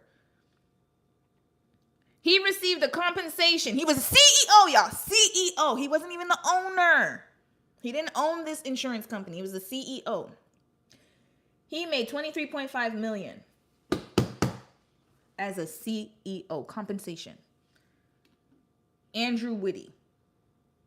In 2023, Andrew Whitty, the CEO of United Health Group, received a total compensation of $23.5 million. I'm gonna tell y'all what the CEO of Loblaws makes, because our grocery company. Let's go CEO of Walmart, because I was talking about Walmart earlier. We were talking about Walmart cookies. Let's see the CEO of Walmart's salary. He's a 9-to-5 worker. These are 9-to-5 workers. They don't own Walmart. He does not own Walmart. Doug McMillan. He earned $26.9 million in total compensation during the 12 months ending in January 31st, 2023. His salary is $1.5 million. Stock awards, $19.6 million. Incentive pay, $4.5 million. Pension, $1.1 million. Other pay and perks, $221,000, including $192,000 in personal use of company aircraft. This is a CEO. He does not own the company. Want me to talk more? Let me talk about another CEO. Let's not even talk about CEOs, because people will be like, oh, these are CEOs of companies. Okay. Director of Walmart. Let me put regional director of Walmart. How much this person make? Regional director of Walmart. Let me put the salary, because I need to see how much they make.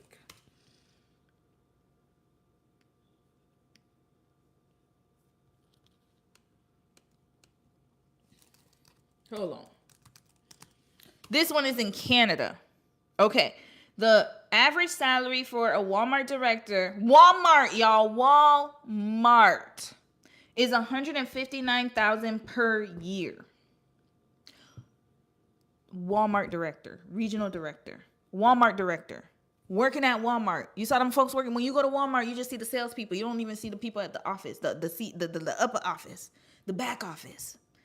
Regional Walmart director. So a Walmart director makes $159,000. This is in Canada. In Canada, let's put hold on, 159,000 CAD to USD, because y'all know it's different. Hold on. I'm going to tell y'all what it is. 159,000, not 159.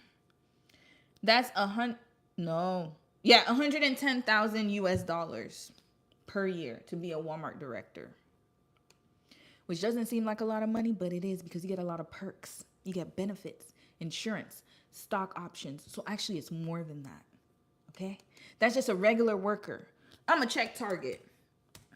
Target director salary.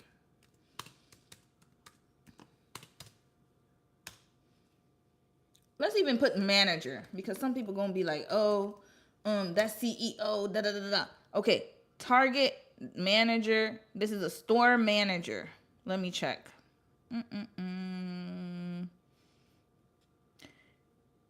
They make between, so they have base salary and additional pay is between $75K to $114K. When a lot of people are going to tell you, oh, that's not that much money. But when you think of the benefits, like I said, benefits, and then if you don't have debt, you can live pretty well. It's the debt that's killing us, y'all. It's the debt. Because if you remove debt and you remove like all of the expenses that we spend on a day-to-day, if you remove especially debt, take out student loan debt, credit card debt, car note debt, I can guarantee you could live pretty well on $100-something thousand salary. If you remove debt. And again, if you're smart about your money and where your money goes, you can live pretty well. Hi, Dev Studio. Welcome, welcome, welcome, welcome. We just talking about 9-to-5s, and how you can't, don't let people fool you. Well, I'm talking about calculating risk actually, but don't let people fool you into thinking that you can't make money off of a 9-to-5 is what I'm saying. But when we talk about salaries, I'm going to talk about that in another video. But I'm telling y'all, like, now that I'm looking at life differently, I'm seeing that there's a lot of opportunity to do more and that we can actually afford things. We can actually afford things. I will say that a lot of companies don't want to pay people more. They don't want to pay people more. That's the reality of it. They don't want to pay people more. And they are trying to kind of keep salaries stagnant. We have not seen wage increases in a while. Inflation keeps going up, but wages keep staying at the same pace. And to be honest with you, I don't see that changing anytime soon. It's going to take a while. And that's why we got all these people like Canada Post workers going on strike, Amazon workers going on strike. I agree, being debt free is key. Is the key. That's it. That's what I'm saying. Being debt free and also choosing the right career path, being stable. Because again, a lot of people who are losing their jobs have the unstable career path or the career path, like for example, technology. Tech pays a lot.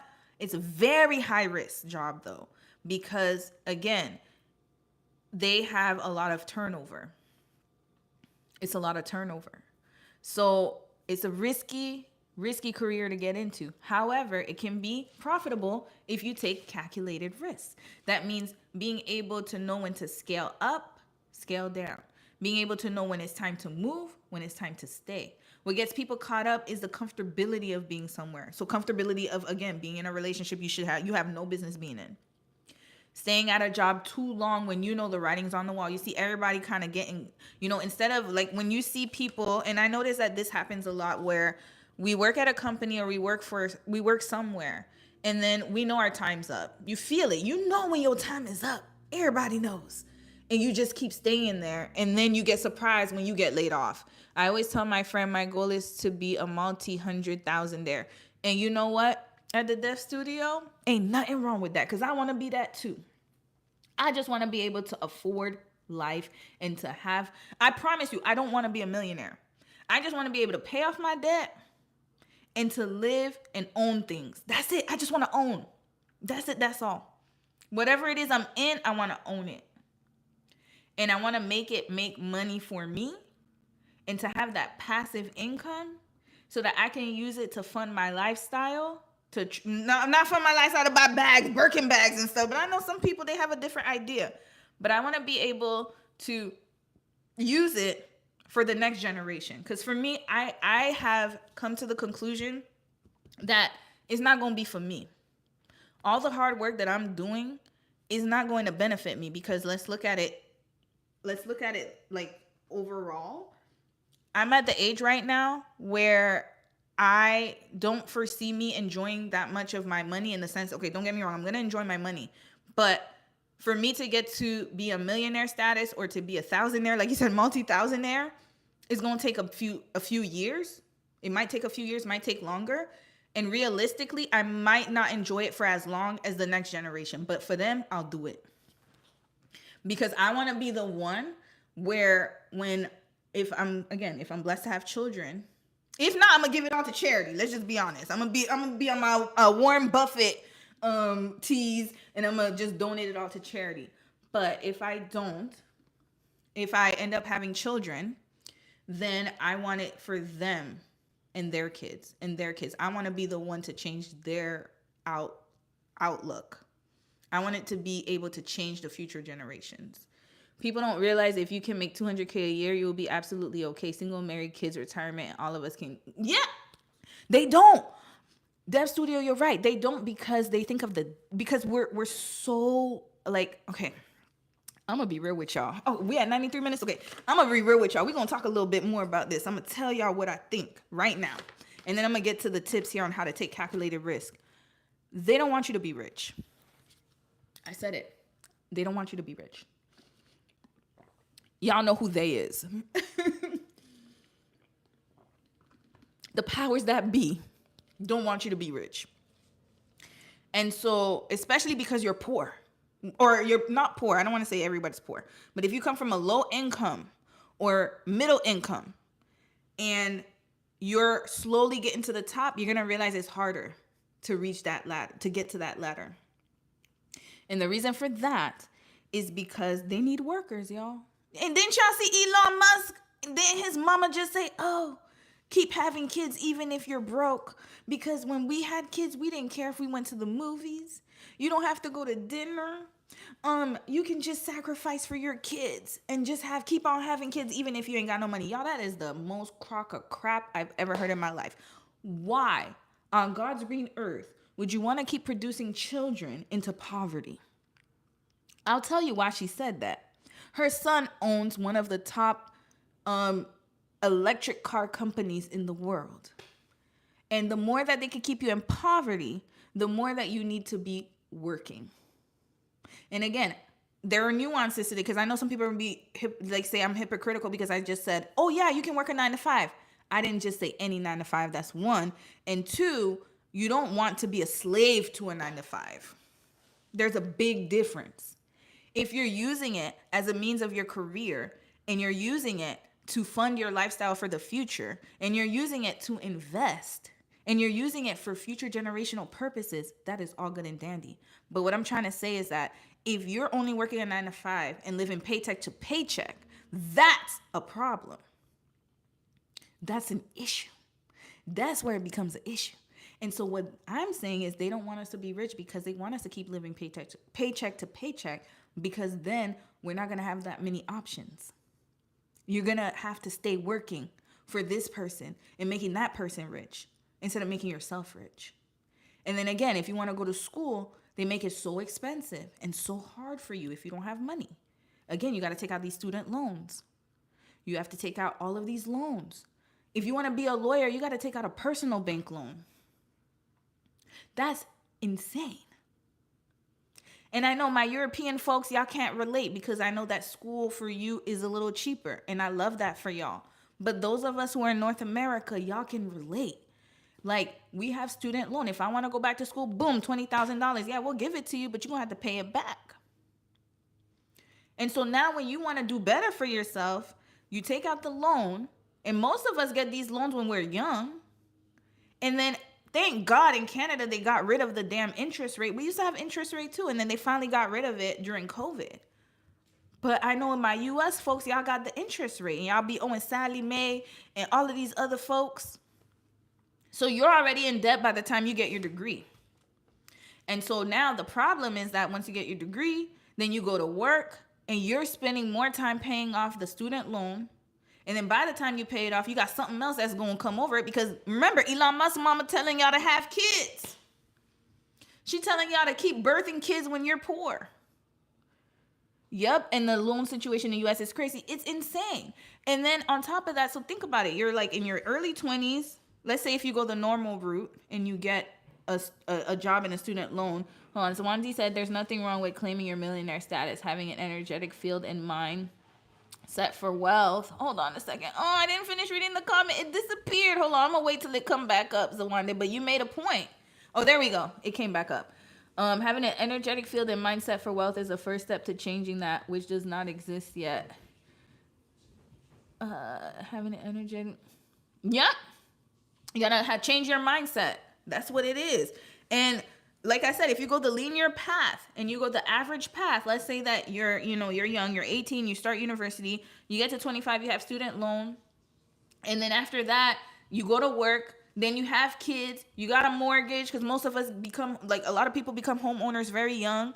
So not only that, you got all this debt already on your head and you ain't even reached 30 yet. How are you supposed to be a millionaire? How?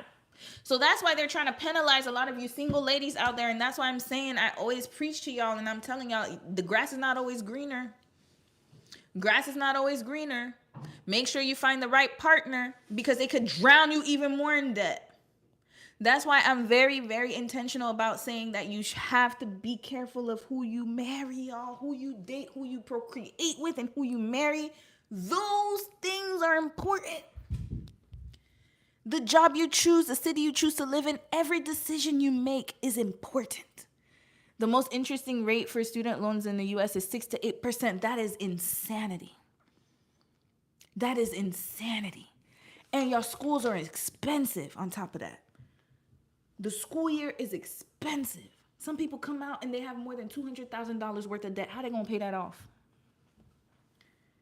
And so that's why I'm saying what I'm saying. Be smart. If you're going to get an education, hold on, I'm going to stay a little bit longer on this.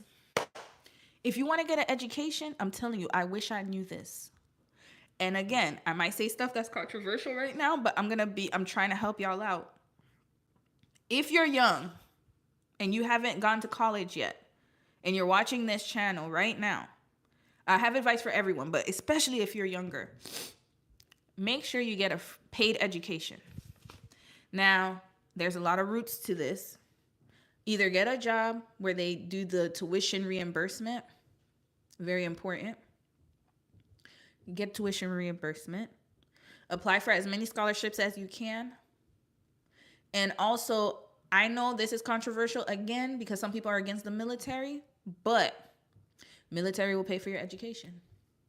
I know some people are like, well, but I don't want to go to war. Da, da, da, da. Listen, again, I'm not promoting it, but what I'm trying to say is that you got to be smart. There's a lot of corporate jobs where they'll give you a tuition reimbursement. Use it. Use it. I wish I knew that. And also, military careers can be anything. It's not like you have to be out in the field all the time. There's military careers for HR. There's military careers for so many different fields. They get paid, y'all. Nursing. One of my homegirls is a nurse in the military. When I tell y'all, she is good. Before I got on my Zoom, my debt interest was increasing $100 a week. So glad I'm free for that. Debt Studio, I'm glad for you. I'm so happy for you. Pay that debt off, y'all. And I'm telling y'all, me, myself, I am preaching to the choir right now. I'm paying my debt off too. Get on your Zoom. Like the Debt Studio said. Get on your Zoom. Get the tuition reimbursement. Find a way to decrease those student loans. I'm telling y'all, that is the way to do it. Find somebody who's going to fund it. That's what these rich folks be doing. They find people who going to fund them. Don't you know this? Remember Kylie Jenner, I don't know if y'all remember, her makeup artist was sick, and then she asking people to donate to the makeup artist, even though she's a billionaire. Oprah, same thing. Remember when the Hawaii, I think it was the earthquake happened and they had the fire. Sorry, the Hawaii fire in Maui happened. And then all these billionaires was telling us regular folk to donate to the causes, even though they have the money. They have enough money to donate themselves. I remember Oprah and The Rock. Yep. Why do you think they do that? Because they don't want to pay for nothing. They know how to use the system. We don't. So we're sitting here getting student loans and getting all these things. And what I'm trying to say is that there's ways around it. They have education programs out there. You just got to research. You're right. There are so many ways for people to pay for stuff. Rich people are the cheapest. Girl, cheapest. Dom and I just went to a rich neighborhood yesterday. We was looking at houses and we was traveling around after we went apartment hunting. We're like, oh, we want to live here. We do this all the time. And we manifest because we're manifesting, right? And girl, do you know how many Honda Civics I saw outside of those houses? I even told Dom, I was like, hold up. All these cars look old as heck. People driving Buicks, Dodge, Ford, Caravans, right outside the door. And I'm talking about the Honda Civic from like 95, 96, the throwback. They are cheap. Steve Jobs wore the same turtleneck. I swear, rest in peace, Steve Jobs. I love him. I admire him. But let's be real. He wore that same black turtleneck. And I'm sorry, I don't think he bought different ones. It's giving he had maybe 2 or 3 and rotated them. He must have done that. But that's what I'm saying. They're not on these name brand trains that all of the rest of us are on. Most of the people who wear these designers and all of these brand names and flashy lifestyle, they're not that wealthy. Remember they say, what did they say? Wealth whispers? And I forgot the saying, but something about wealth whispers. And it's actually true. The wealthiest people, you will not know that they're wealthy. They like to keep their pockets clean. And they like to take as much as possible. Like I said, the tax breaks. They get jobs where they get a lot of stock options. A lot of y'all have jobs. I'm telling y'all. Okay, I'm going to say more stuff right now. I know my lives be long, but listen. I'm telling y'all, there's education in it. Because I like to get going when I'm going. Stock options. Look at jobs that match your stocks. I did that. And I wish I had done that sooner. If you're working for a company right now, research the stock options and the employee incentives, because sometimes they'll match you. So for every dollar you put, they put $1.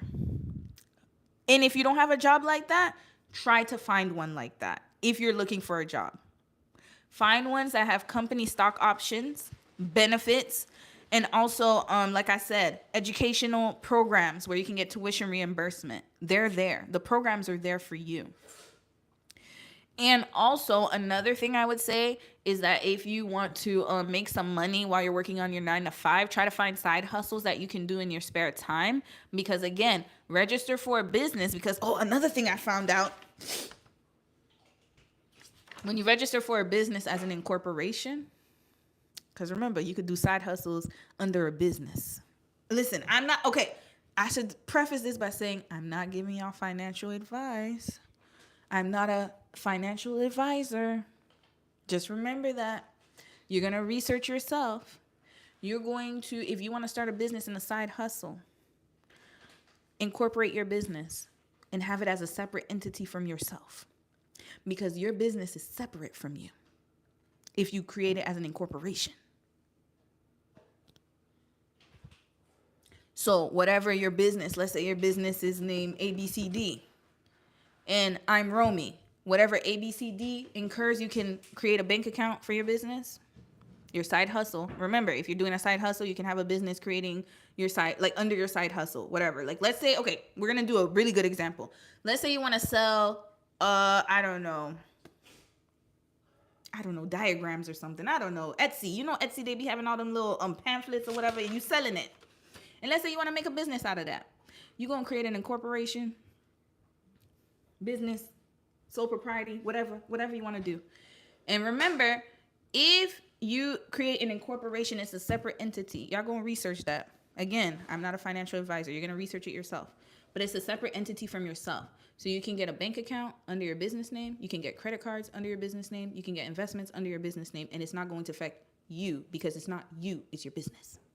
That's separate. It's a separate entity. How do you think people do the tax shelter for the insurance? Because I used to work in insurance. And I'm going to tell y'all the secrets I learned in insurance too. This was very valuable to me. I didn't know this. But when you have insurance, you can actually do estate planning under your estate. And it's not you. It's your estate. So that's a separate entity. That's so true. The benefits package matters. And a lot of investment accounts have yearly maxes. If your corporation matches, that's only half of what you have to contribute. Yep. That's how you save your money. And I'm telling y'all, if you want to start a business and you want to do a side hustle, look into incorporating and look into the process of incorporating. Because again, it's under a separate entity. It's not you. It's like a human. You know how you have a birth certificate and a social security? Your business is going to have its own birth certificate and social security, but in a business world. So it's not you, it's your business. And then you can put all your estate and stuff under it. And you will have tax breaks under that. That's how they be doing it. I'm telling y'all. I learned about estate planning when I was in insurance. And I remember we had to learn about universal insurance, whole life, and term, right? And so while I was I thought, girl, y'all, I passed the insurance test and everything. I was supposed to be an insurance agent, but that's another story for another day. Point is, what I learned was that a lot of people, what they would do is buy whole life and universal life insurance. And then all the money that they got through there, because remember, it's like an investment account. So some of the money that you put monthly goes into stocks and dividends and mutual funds and all these other investment accounts. And so what happens is that people will borrow against it. Once they got to a certain stage, or once they accumulate premiums and all that stuff, and then it goes up, whatever. So after a few years, what they would do is they would borrow against it and use it as a loan. And then after that, once the person passes, because it's under their estate, the estate, remember, you don't get taxed on estates and wills. You get less taxes. I got to look up into that. I don't want to give y'all the wrong information, but look up into wills and estate planning and taxes. They don't get taxed for that if it's under the estate planning. And then what they would do is they would pay out the person's death benefit, and then it would all be cleared out. Hold on a second. Someone just commented. Oh yeah, that's right, Romy. Clarify the YouTube recording bots that this is not financial advice. Very smart. Yeah, no, I have to, because I don't want people. I don't want people thinking that I'm giving advice and all that stuff. What I'm trying to say is that I'm giving advice, but I'm giving it to you to research, is what I'm saying. Research it yourself. Y'all already know how I am. I think that everybody should be responsible for their own research and look up what works for them. But I'm saying what I have learned and what I have heard is estate planning. Look into that. Look into putting money into your estate through insurance and death benefits. Look into all that. Look into the tax freeness of that.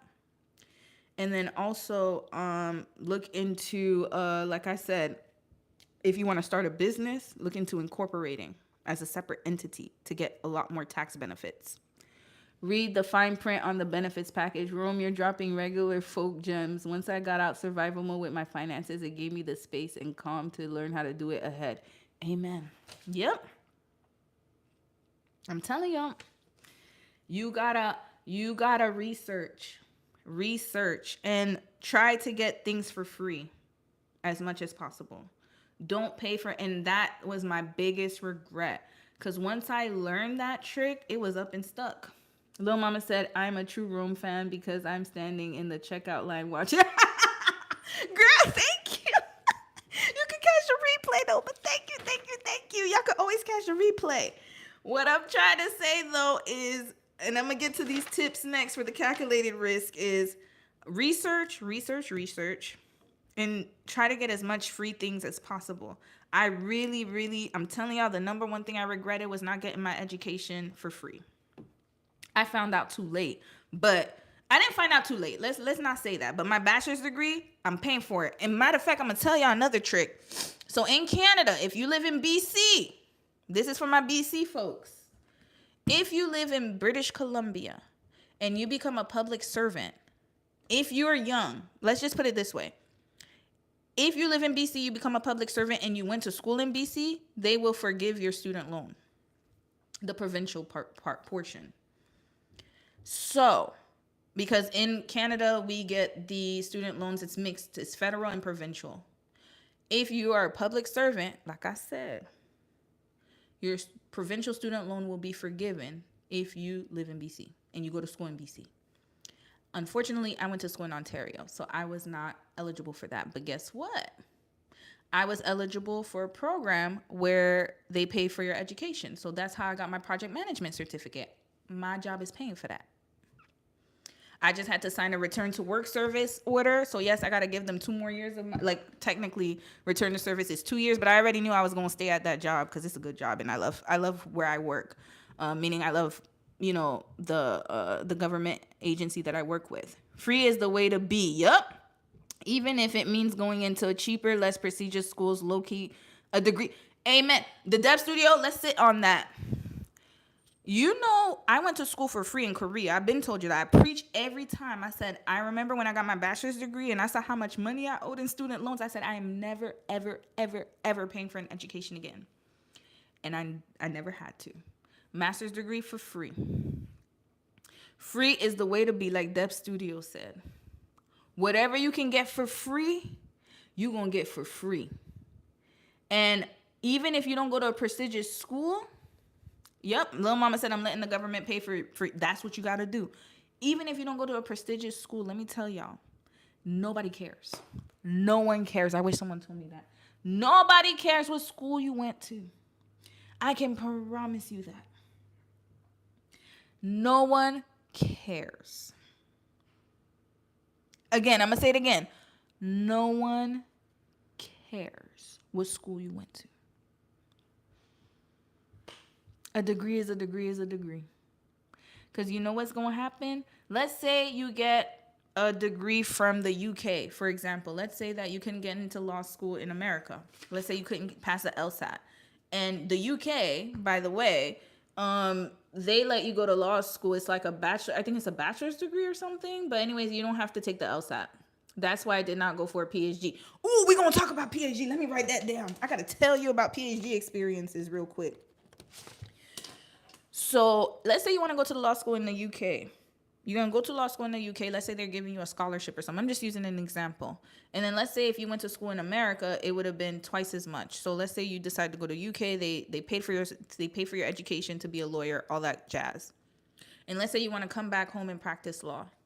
You can go through the boards, and then you would just have to get the equivalency. I know a lot of people do that in Canada. They'll go to the UK because it's cheaper, come back, and then they do their equivalence exam, and then they pass the board here. And then guess what? They didn't have to pay as much money. They be doing that. PhD. I almost got my PhD too, sis. You know why I didn't get my PhD? Because all the people I spoke with, I have 2 people at my job that have PhDs right now. And unless you have a love for what you do and you really love research and you're going to be a researcher or a professor, you have no business getting a PhD in anything. No business at all. None. Because one of my coworkers, I don't know how it works in where you're from, sis, but where I'm from in Canada, what would happen is that a lot of these professors, they spent more time writing papers and research papers than actually teaching when they got their PhD. And then on top of that, they had to wait and get I think they had contract positions because the tenured professors wouldn't retire. They didn't want to retire. It's hard to get tenure because you got to push out a lot of paperwork. And guess what? Nobody really reads them articles except the people in your field. So then you spend more time researching. You got to love research to get your PhD. Don't get it twisted. A lot of people think they could get their PhD and get a better job. It's not always like that, I promise you. They don't even pay more at most jobs when you have a PhD. Boom, bingo. Bingo. They don't. That's why I say you have to love what you're doing, because at the end of the day, if you just want to get a PhD just to get a PhD, it's not going to work for you. Just like people who get a master's just to get a master's. No, because there are some people who have a bachelor's degree and they have way more career prospects than someone who has a master's.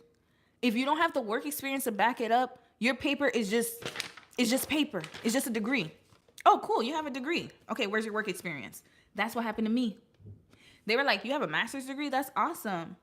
What's your work experience? If I didn't have that work experience from all them jobs I done worked before, I don't think I would have been in the position that I'm in right now. They would have made me start from scratch. So most of the time, it's about your work experience and the degree together, combined. It's a combination. It's a marriage. That's what's going to get you through those doors. Both. So you need to be working. Don't just go to school to go to school. Try to work while you're going to school. That's the best thing I can tell you. Get an internship. Do whatever you can to get work experience while you're going to school, because I've seen so many people go through this. They get the degree and then there's nothing after that. I agree. My friend has it in history and struggles to find a teaching job, let alone as a prof. He's going to. It's an oversaturated field, and it's also very elitist. PhDs, it's very elitist. Y'all gotta watch a lot of researchers, a lot of people, especially people of color, who try to break into the industry, especially in PhDs. And I'm not saying, again, we need a lot more people in different fields, but it's not an easy field to get into when you're doing PhD. The higher you try to go in academia, the more the doors are gonna close. It's an elitist institution. It's elitist. And it's so hard to find people to fund your research. People don't even realize you got to get funding. And then while you're in PhD, sometimes they don't even want you to work. They want you to spend your whole life researching with them. So how you going to make ends meet? People don't talk about that. They think just of the degree as we got a PhD, so that means I have more opportunities. No, don't get it twisted.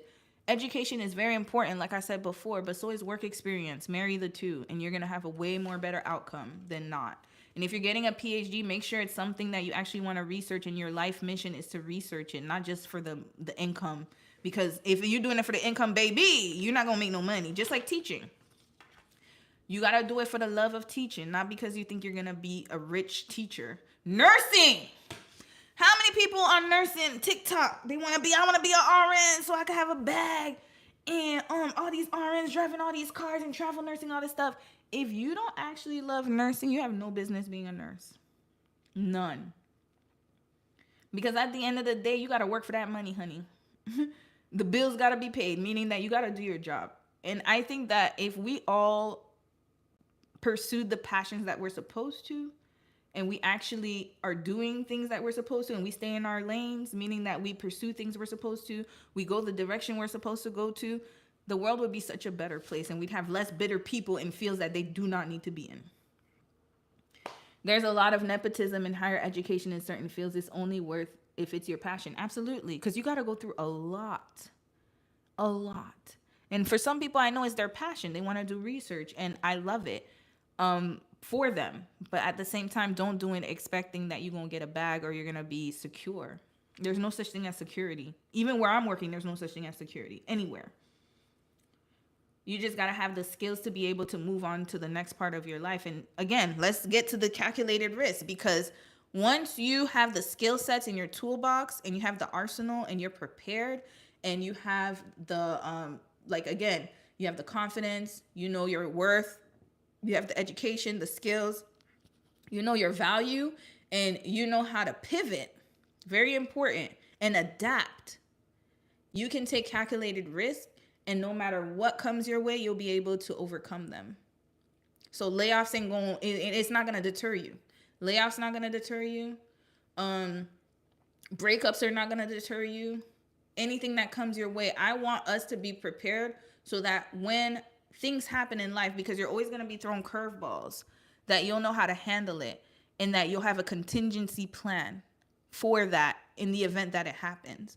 So I think a lot of people, what happens is we have this fear, like I went over the fears that we have, but we don't know how to mitigate them.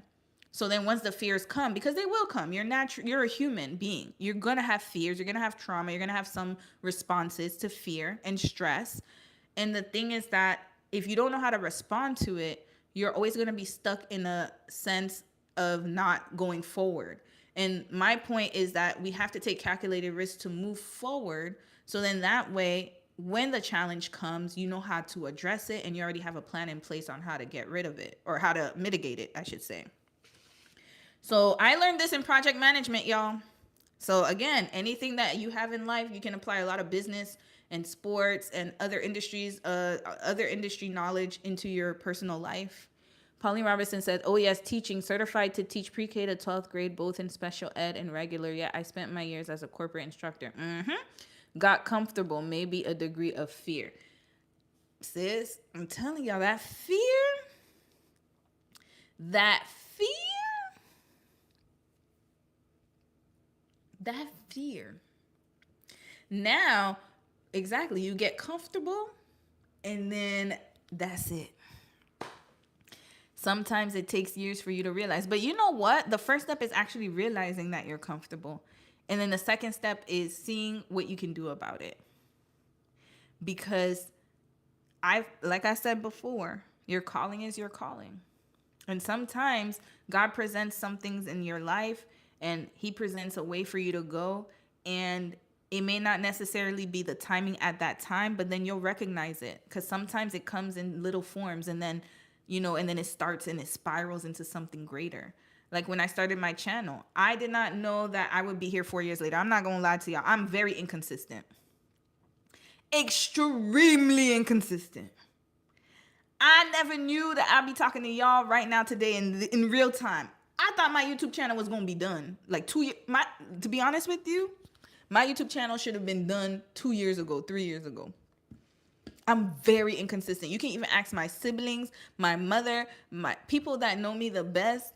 They are shocked that I'm still doing YouTube till this day, because they know how inconsistent I am.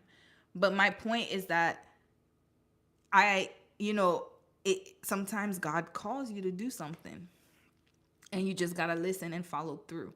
So like you said, if you know you're comfortable, now is the time to reevaluate for 2025 and see where it is that you're supposed to be, and where do you need to be, whether it's in your field, whether it's in relationships, or wherever else you want to go in life.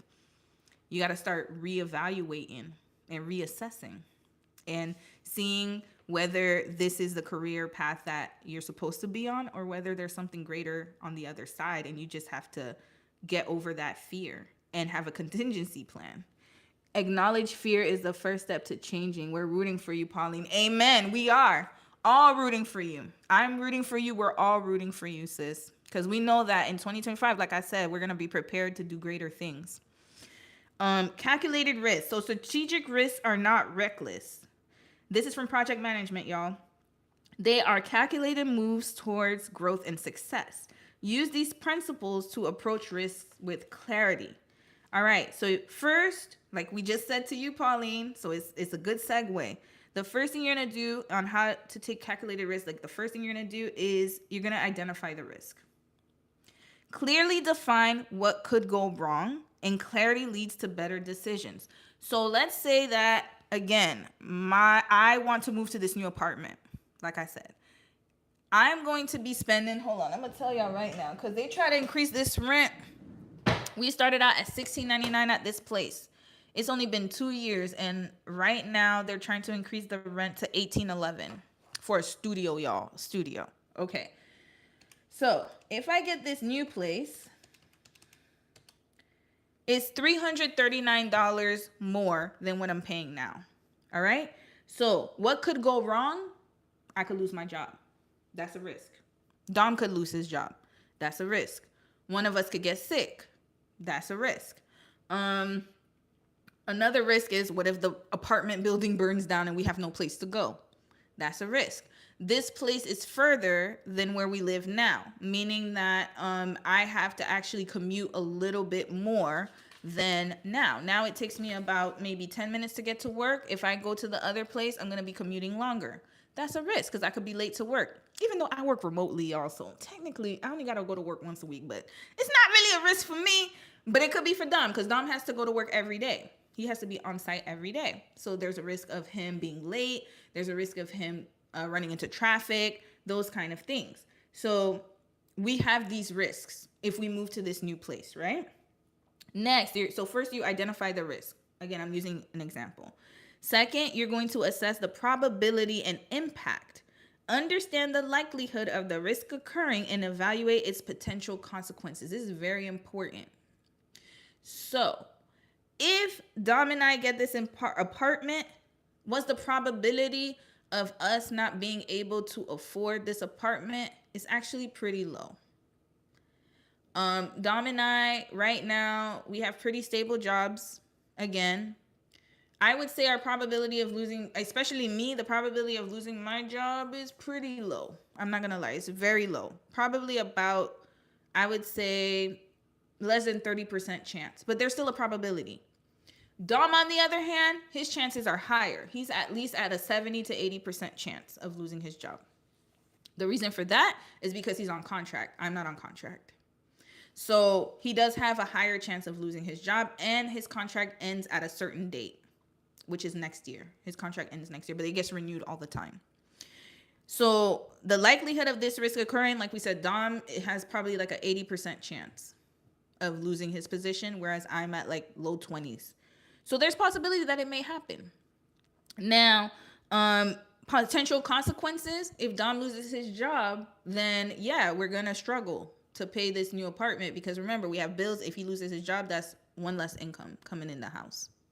We got to be honest, right? Now, once we assess the probability and impact, we're going to develop a response plan. Okay, so you have the options of either accepting the risk, avoiding the risk, mitigating the risk, and creating a contingency plan. All right, so if you accept the risk, remember, I just gave you the risks. I'm being very honest with y'all. Those are the risks that Dom and I have if we move to this new place. If you accept the risk, you're going to acknowledge the risk, its consequences, and its probability. So one day said, I love risk analysis. Ever since I watched a classic Ben Stiller movie, Along Came Polly, must watch. I'm going to watch it, actually. I know about that movie. I just never watched it. Okay, this is a good recommendation. Thank you, sis. I might have to watch it. I'm telling y'all, risk management is so important, and a lot of people, insurance companies use it. They use it when they want to give you insurance and your premiums, depending on what neighborhood you live in, where you live, your race, your gender. That's how they determine your premiums. Okay, so first, yeah, you acknowledge the risk, its consequences, its probability. If the potential impact is manageable, you move forward with additional action. Number two, you said it's so funny. Okay, I'm gonna watch it. I gotta see if it's funny. Number two, avoid the risk. If the potential cost is too high, choose not to proceed or identify a safer, lower risk alternative. Number three, you're going to mitigate the risk. Take proactive steps to reduce the likelihood of the risk occurring or its potential impact. And number four, you can create a contingency plan. Prepare strategies in advance to minimize negative effects should the risk materialize. All right, so remember, if I accept the risk, I'm going to acknowledge the risk, its consequences, and its probability. And if I avoid it, then I'm going to choose a lower, safer option. Dom and I are not doing number two. We're not avoiding it. So we decided we're going to move forward with getting this place because I already submitted all my paperwork. How are we going to mitigate this risk? Well, Dom's contract ends next summer. Chances are this is his second contract because he had one contract first and then the second contract, and then they're going to just keep renewing because that's how it works for the federal government. When you have position, first they start you off on a 3-month contract, then you get a year, then you get 2 years. It goes longer and longer and longer.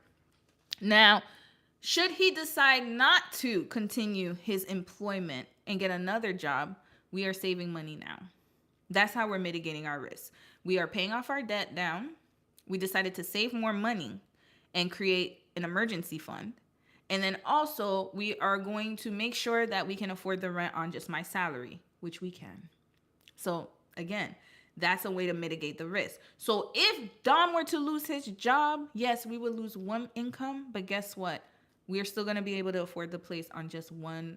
Like, we would lose an income, but we'd be able to afford it on my income. That's number one.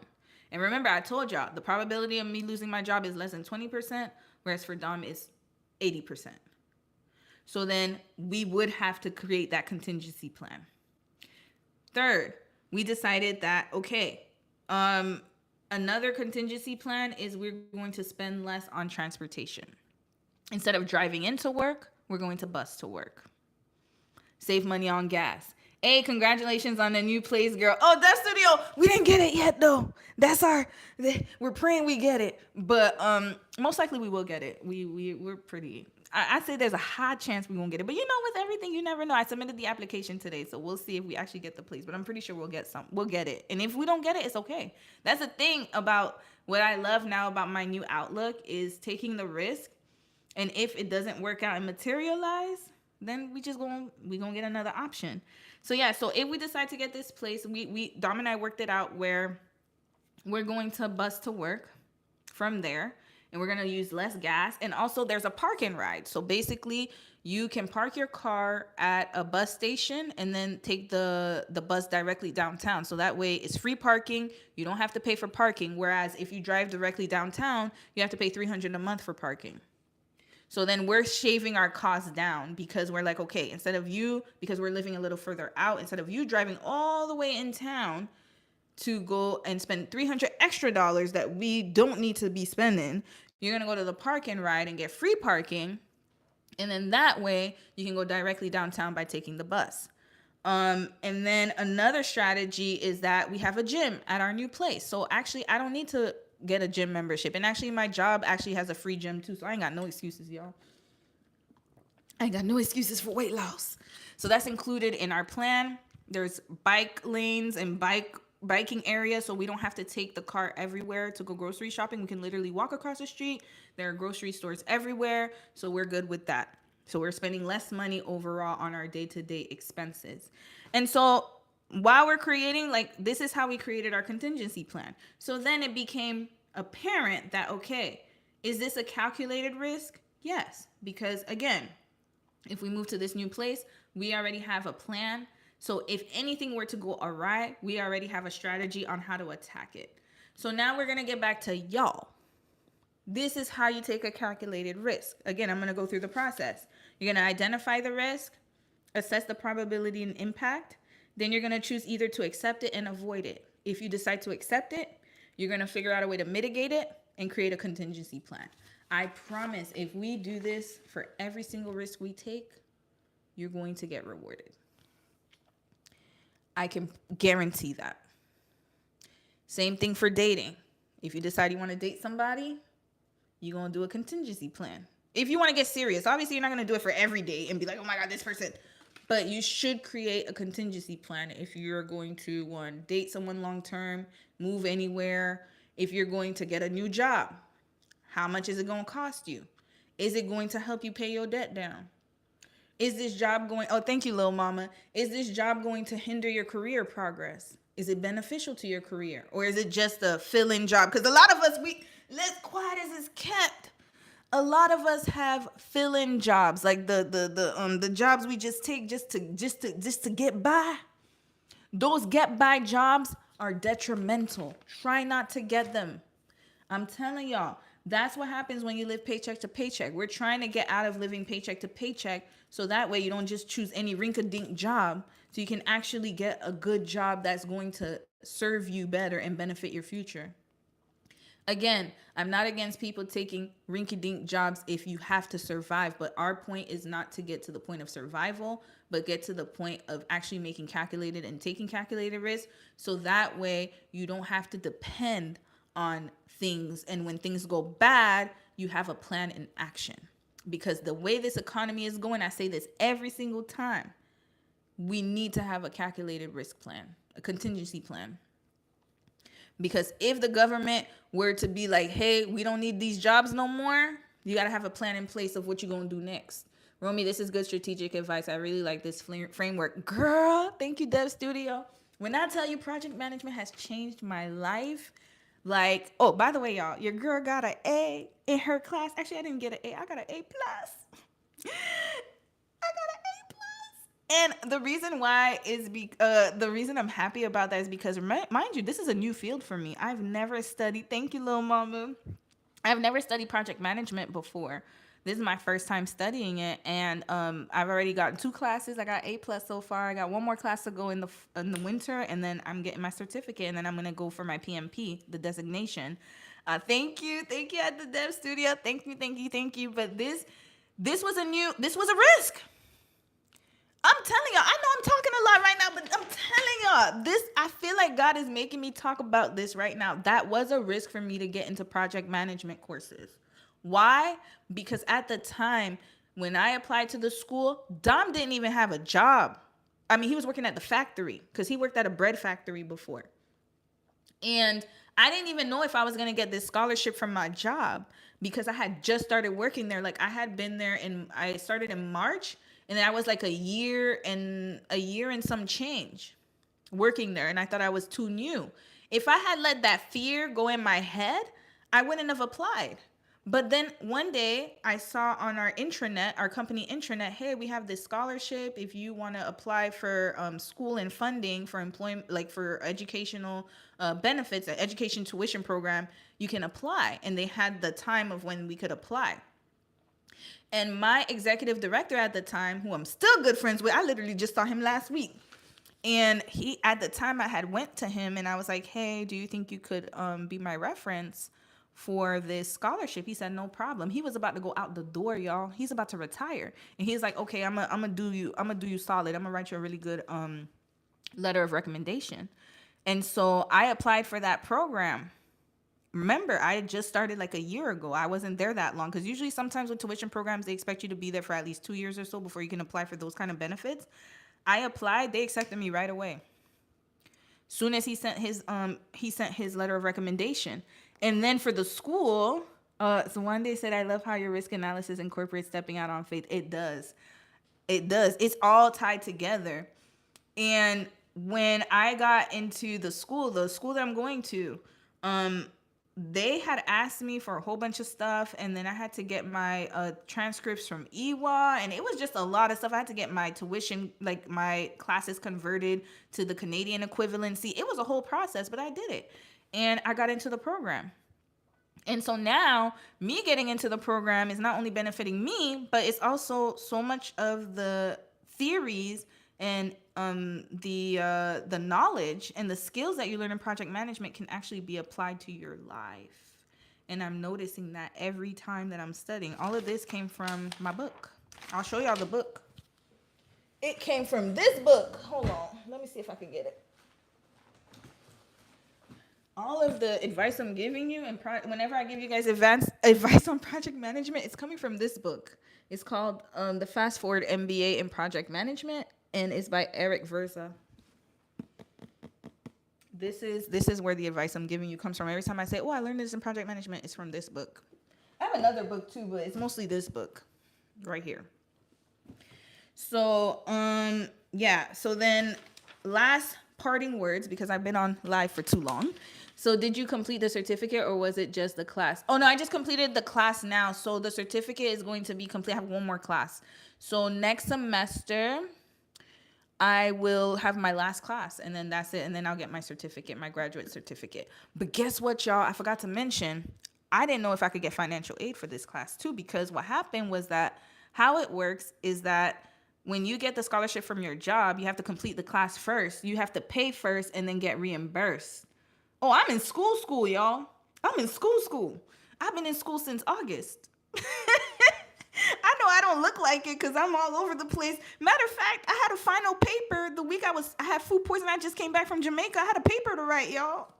I was writing that paper while I did my lives every day, and then after my lives, I would just work on my paper. But it was a team paper, so I was able to like do it with my teammates. But yeah, I'm in school, y'all. I've been in school since August, and my last month is I think the class ends in March, so I have one more semester, and then I'm done. I'm gonna get my certificate by March, April. But yeah, getting funding. So what happens is the scholarship at my school, how it works is that you have to they give you the scholarship so I can get the scholarship, but I have to pay first, and then they're gonna reimburse me. I didn't have the money at the time. Because remember, Dom was working at the factory. He had just started working. And then he moved on to this government job that he has now. But that was in between the transition.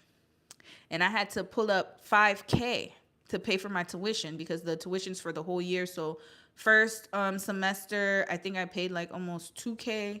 And then this semester, I paid like 3K. So I had to pay 5K. And I didn't know where I was going to get the money because remember, you got to pay first and then get reimbursed for this scholarship at my job. Get it, girl. The PMP is recognized almost like an MBA. Yep, I'm going to get it. And I'm going to get it. And so I applied for the BC financial aid. And so what ended up happening was that they paid for the courses in advance. And then once I get my scholarship from my job, then I don't owe anything. So it's just going to be an equal exchange. So I was able to get the funding first, and then I can get reimbursed for my job, and then it's equal. So yeah, I'm getting my PMP, y'all. That's what I'm striving towards. But my point is this, like, that was a big risk at the time because going back to school while Dom is in transition between careers was a risk. But I decided to take it because what could I lose? I just had to find another way to get it. So my point is this. Whatever risk you want to take, even if it seems big at the time, the best advice I could tell you is try to find a way to mitigate it and to make it work for you. And then also find another way to get through it, basically. Like, so use an alternative that's going to get you where you need to go, even if it's another way to go about it.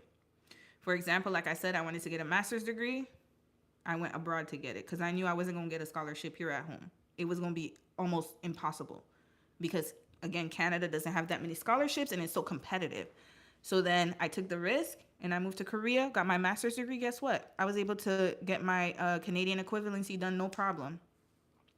I paid, I didn't, mind you, I got the scholarship for free and I got the stipend, came back home, and then I was able to do the equivalency for $150. That was it. Business skills can be used in almost every field. That's what I'm learning. Yep. Absolutely. In your personal life, for finances, business skills, I'm telling y'all, it's so important to learn it.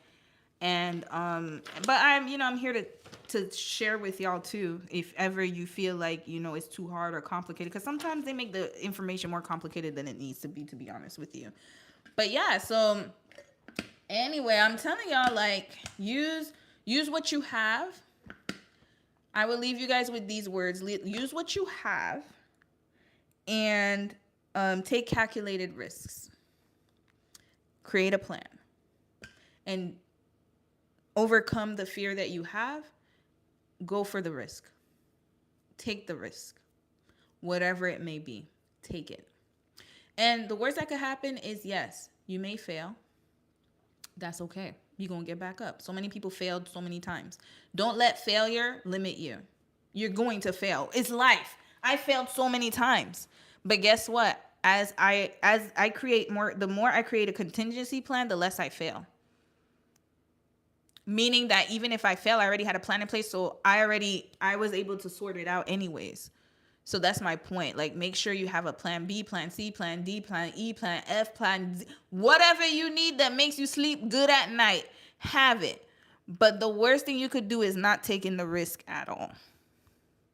So if it makes you feel better having plan A to Z, sis or bro, plan it. Plan the plan. Have plans behind plans behind plans behind plans. Do it. But the worst thing you could do is not to go for it at all. That's the last thing I'm going to say tonight. If anyone else has any comments to make, I'm going to give y'all like an extra minute to make comments, and then I'm going to be out. That studio said, Romy, your lives have been such a blessing. It really helped to keep me motivated during my hustle season. Amen. I'm so happy at the Dev Studio. I love to hear that. I'm telling y'all, I love to hear that because I'm glad that it could motivate you, because it's motivating me too, man. I'm not going to lie to y'all. When I first started this LiveMas, it was a spur of the moment. Again, I'm not good with being consistent. I'm really inconsistent. No, you're not going to miss it, because I'm going to have something in store for y'all. Just wait. Just you wait. I got something up the pipeline. Don't worry about it. Let's just say you'll be happy. So what I would say, maybe not every day though. I can't do the everyday thing. But what I will say is this, like, doing these lives has really helped me because it's the first time I've ever stepped out on faith like this. I didn't know people were going to watch me. And ladies in the chat, my risk was back in 2017 when I saw BTC. Hold on a second. Wait, what'd you see, Tandy? Let me get this. Hold on, let me double click. Because y'all know these comments be disappearing from me. Hold on. Somebody write in the comments so I could see what Zatandi wrote. 1 second. I'm such an old lady when it comes to, okay, there we go. And ladies thank you, little mama. Thank you. And ladies in the chat, my risk was back in 2017 when I saw BTC hit 19K, and I heard about it in 2012. And it was at 0.13%. 2017 was my light bulb moment. Hold up. You talking about Bitcoin? Oh, did you invest in Bitcoin or you didn't? You didn't? Yeah, you talking about Bitcoin. Hold on, did you invest or not? Please tell me you invested. Sis, I really hope you invested in Bitcoin. Hold on, please answer me. Answer me and let me know. Did you invest? BTC is Bitcoin. Yeah, it is Bitcoin. I was in high school in 2012, so I didn't have a chance. Little mama, you see, no. I say that to say 7 years later, after all that research, I did invest, but in 2019. No, but you know what? It's better than not doing it. So I'm proud of you, sis. But dang, 2012 would have been a killing for you, though. 2012 would have been a killing for you. See, I love that this was an example. Because, see, had she invested in 2012, if she took the risk, you would have been making bank. But you're still making bank. 2019 is still not that bad. It's still better than nothing, but 2012, you would have been making real bank.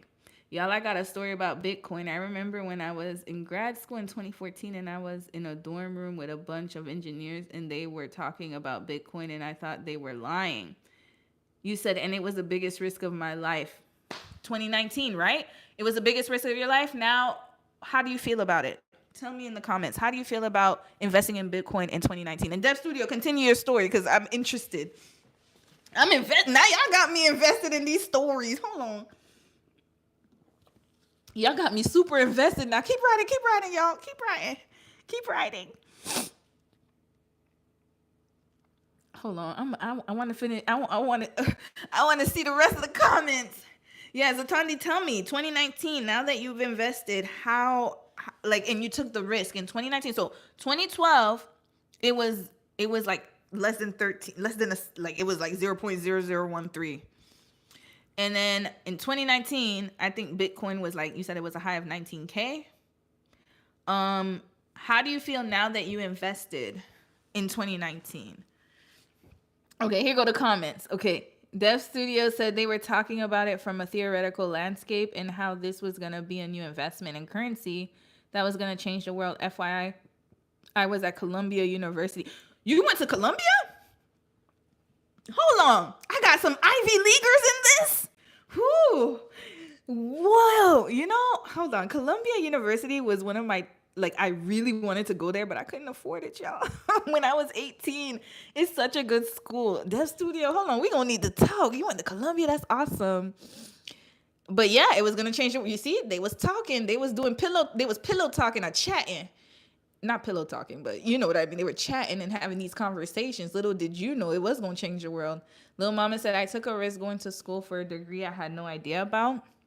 But now it's extremely popular. Like, hey, the competition needs to calm down because I need a job. LOL. Hold up, little mama, what you went to school for? Have to go now. Catch up later. Hate to go. No, it's okay, Polly. You can catch the replay at see you later, sis. Yeah, you can catch the replay, y'all. Don't never feel bad for not being able to attend. That's what the replay's for. Deb Studio said, I wish I would have invested during that time because if I would have invested in Bitcoin in 2014, I would be a freaking billionaire now. Cybersecurity? Okay, little mama, we're going to talk about that. Swetandi said, because having been broke at the time, I had to go back to work to scrape up $35 for my first investment in 2019 because all of 2018 I had $0. But you know what? At least you scraped up and you did it. That's what I'm saying. Like, it's all about perspective and just taking the risk when you can. Because maybe you couldn't do it in 2012, but you could do it in 2019. Lil Mama said, and back when I told people that I was in school for, no one knew what it was. But now everybody said they mama is hitting me up for how to get in the field. Did you, wait, so Dep Studio, are you in the field now or are you just studying? Like, I know you're still in school.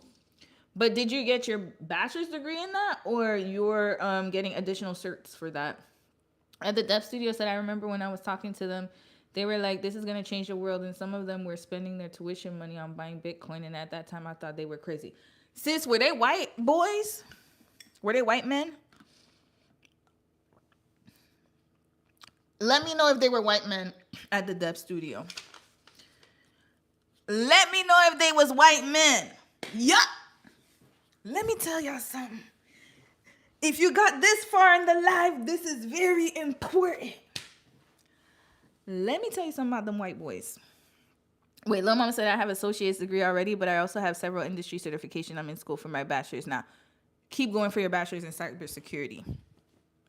Keep going for it. And I'm gonna tell you why, Lil Mama. But let me head to Dep Studio first. White boys. White men, I should say.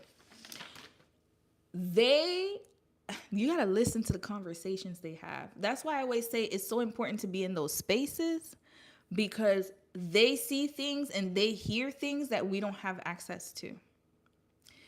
Oh yeah, you gonna be in the part for this part. Now in terms of investments, I go where the white man. Thank you at Dep Studio. Follow the money trail. Let me tell y'all, especially young white men.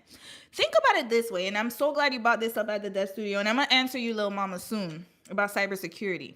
And I'm glad with Thandi, you shared your experience too, because it all related together. You said, but it was good because the amount of research I had to do to learn about finance and the discipline of watching money markets and how global banking works. Yup, so all the scams I was able to avoid. We're going to talk about that right now. Let me get into Dev Studio, though. I'm going to tell you what them white men, this is why I say it's important to be in spaces where we're not in the spaces we're not really into. Once we get into those spaces, network. Become familiar with people. Again, I'm not saying it to use people because I'm not a fake person. However, what I will say is make an effort to befriend people and be a good, like, just be personable, like my sister has said in the other live, because you never know when you're going to be able to hear conversations that you would never be able to hear. The fact that they were talking about that in your dorm room, or in your, sorry, I think you said in the dorm or at school, that lets me know that that's what I'm saying. They got their ears to the streets because you don't know who their daddy is, who their uncle is.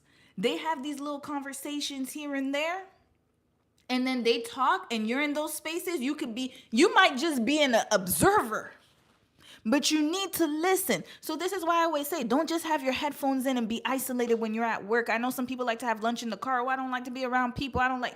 Let me tell y'all, this is when the best conversations happen, during coffee time and during lunchtime. Or when people are in rooms, like in the college campuses, is when you're in the dorm rooms or when you're in the classroom after class, when they all congregate together and like to talk. That's when you need to be there. You need to be listening. Hold on, little mama. I'm going to read your comment after. But I'm telling y'all, you need to be in spaces where I can't stress that enough. Being in those spaces is a privilege in itself. Use it wisely. Because you're going to hear conversations. You see, Deb Studio heard about Bitcoin since 2014.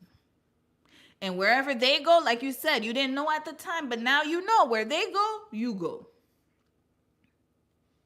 They're the ones with the wealth. I'm being honest. They have the economy on lock. That's where you go. Now you got to be smart about it. Like Zwethandi said, she had to research. And she took the time to get to know the financial markets before really taking the leap on Bitcoin. And that's okay. Again, we're about taking calculated risks. But once you hear those conversations happening, you need to keep your ears to the street and be alert. Right now, I'm going to tell y'all what I've been hearing about is the, I'm pretty sure you guys have heard it. Blockchain and, was it blockchain? I think it's called blockchain. Have you guys heard of it? I'm sure you guys have heard of it. Was it the blockchain, the one that, you can do, hold on, I think it is blockchain. I keep hearing about it. I'm trying to get into that. It taught me risk management to the highest level and pay attention to the nerds at your jobs and schools who are not on the internet talking about women's. Yeah, girl. I'm telling y'all, our community, we spend too much time talking about nonsense. Talking about pop the balloon. Talking about women need to do this. They need to be fit, feminine, and friendly. What you gonna bring to the table? I'm sitting here trying to get the bag. I don't have time to be talking about these conversations. Of course, these conversations are fun. Don't get me wrong. I love talking about dating and all that stuff because I think it's useful. But when you have to have balance. And this is another thing. That's why you guys notice my channel is very chaotic. One day I'll talk about dating. Another day I'll talk about life. Another day I'll talk about, because I don't like to put myself in a box.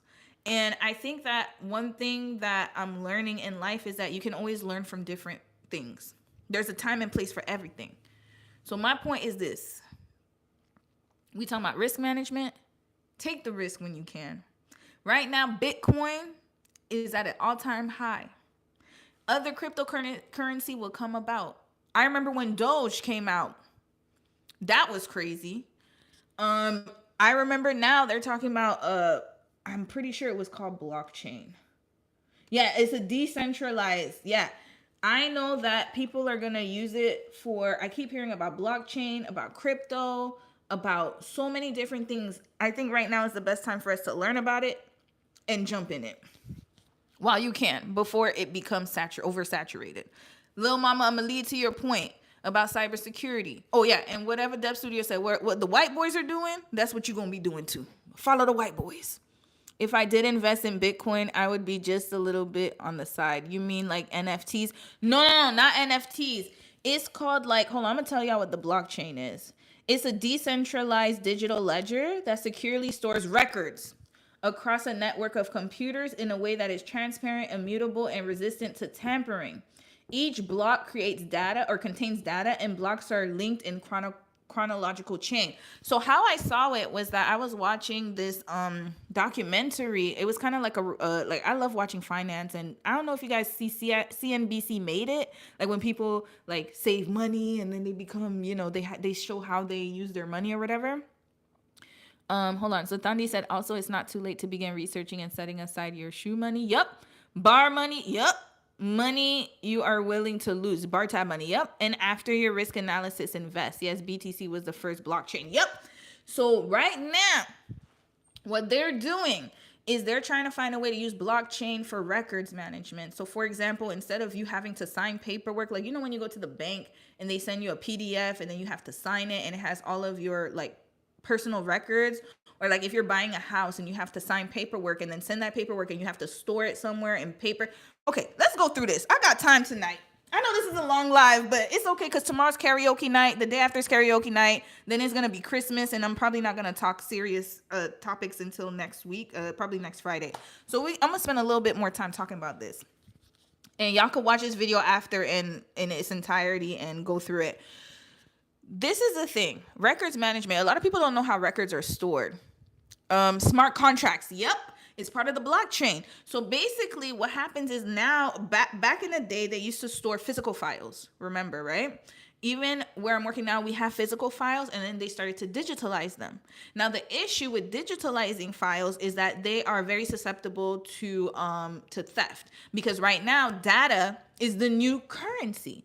Why do you think people are stealing hospital records? Why do you think people are stealing so many records from people? Every day there's always a breach. Because your personal data is very important. They're gonna sell it on the dark web. That'll contain your name, social security, social insurance, birthday. All that information is used. Something tells me I'm about to have to learn about this no matter what. LOL, you should. You see, little mama, you in this chat for a reason. Whoever's watching this, y'all better learn about this. Your data is currency now. That's why there's so much data breaches. That's why they're trying to get ahead. And you're in cybersecurity, little mama, so this is important to you. So now what's going to happen is with blockchain, from what I've learned, and hopefully if someone watches this video and if I'm incorrect, you can always correct me, because this is something that I remember from watching something. So I'm not really too well versed in this, but I'll tell you what I've learned. Blockchain is going to change the game. Why? Because now your data is going to be in blocks and it's going to be secure. So only you will be able to have the password to be able to send it to someone else. The information, your private information, now has it's a chronological chain. So what they're doing it now is they're testing it on on places that have like factories. What is it called? Like factories and stuff. Hold on, I'm gonna have y'all watch it. You know what? We got time tonight. I'm gonna look for it. I hope you guys have time. I love this free game. Oh, thank you, Dev Studio, and all these application and services selling our data and tracking us. That's why. That is why it's important. This is why data is important. Why you think all them Russian bots, Russian the Russian spies and the TikTok. Remember they telling us, oh, TikTok is gonna be hacked by the Chinese government and all of these things. Please, the American government also, please, let's just be for real. They also taking our data too. But the thing is, they want to be the ones to control it, because remember, your phone tracks everywhere you go, everything you look at. Why do you think sometimes you'll go somewhere and you'll look at something online and then all of a sudden you have targeted ads? You just talked about it, and all of a sudden you see these ads come up. These commercials come up about what you're talking about. Right now I could say, oh, I want a Subway sandwich. Watch, I'm going to start seeing Subway commercials all over my feed. That's what they want. They want to be able to control you and market to you that way, because they have your data. They see what you're looking at. Little mama, you could talk about this some more because you're in cybersecurity. And then after that, once they get your data, they know what you want to buy. They know what you want to see. They're going to be able to control everything about you. Some of these settings can be turned off. I was doing that last night. Yeah, they can be turned off. And then a lot of people use it because some of them, like, when some of them, they still track you in other ways. Like, it's crazy how much your data is worth. And a lot of people don't know that. So that's why the Canadian government decided to close TikTok, because then it becomes a national security issue. When they have too much data on you, they're going to know how to target you. And that's why they think that although it's controversial, they think that TikTok is using people's data, because then they know how to target people and what videos people like, what people want to see, what to sell to people. Is making people money. And they don't like that. They want to be the ones to make money. That's why they're trying to buy that algorithm. Because then if they get that algorithm, it's up and stuck. Meta's going to be making money. Instagram going to be making money. Google's going to be making money. So that's why they want TikTok to be shut down. And they're like, oh, sell us the algorithm. It's for a reason. So they can have your data. So then they can do whatever they want to sell to you so they can make money. So all these things we are talking about is in the ladies chat. Write it down and research the terminology, and you will have begun the first check. Yep. Risk analysis of blockchain and digital assets. Yep. I'm going to Dane, is there a way I can I want to pin this after. But I'm gonna let you guys watch the video I saw on blockchain. It's a 5-minute video, so we're gonna watch it together right now. On a technology. Hold on a second. We're gonna watch it right now. Hold on. Is it this one that I watched? Hold on. There was one I watched that was really, really good. It was about the supply chain. Let me see. Was it this one? I think it was. No, this one's in French. It was on NBC, I think. Hold on. Let me see if I could find it. I remember I sent it to Dom. It was blockchain. Hold on. I want the video that I watched. I think it's this one. Okay. All right, here, guys. We're going to watch the blockchain video together so you guys can see what it is. Unfortunately, I don't have the free ad YouTube. Okay, we're going to watch it together. So y'all going to see what blockchain is. All right. Whoop. Uh-oh. Not YouTube. Okay, here we go. All right, let's make it bigger. Now, a blockchain is a distributed... That's not the video. Blockchains are incredibly popular nowadays. But what is a blockchain? How do they work? What problems do they solve? And how can they be used? Like the name indicates, a blockchain is a chain of blocks that contains information. This technique was originally described in 1991 by a group of researchers and was originally intended to timestamp digital documents so that it's not possible to backdate them or to tamper with them, almost like a notary. However, it went by mostly unused until it was adapted by Satoshi Nakamoto in 2009 to create the digital cryptocurrency Bitcoin. Now, a blockchain is a distributed ledger that is completely open to anyone. They have an interesting property. Once some data has been recorded inside the blockchain, it becomes very difficult to change it. So how does that work? Well, let's take a closer look at a block. Each block contains some data, the hash of the block, and the hash of the previous block. The data that is stored inside a block depends on the type of blockchain. The Bitcoin blockchain, for example, stores the details about a transaction in here, such as the sender, receiver, and the amount of coins. A block also has a hash. You can compare a hash to a fingerprint. It identifies a block and all of its contents, and it's always unique, just as a fingerprint. Once a block is created, its hash is being calculated. Changing something inside the block will cause the hash to change. So in other words, hashes are very useful when you want to detect changes to blocks. If the fingerprint of a block changes, it no longer is the same block. The third element inside each block is the hash of the previous block. And this effectively creates a chain of blocks, and it's this technique that makes a blockchain so secure. Let's take an example. Here we have a chain of 3 blocks.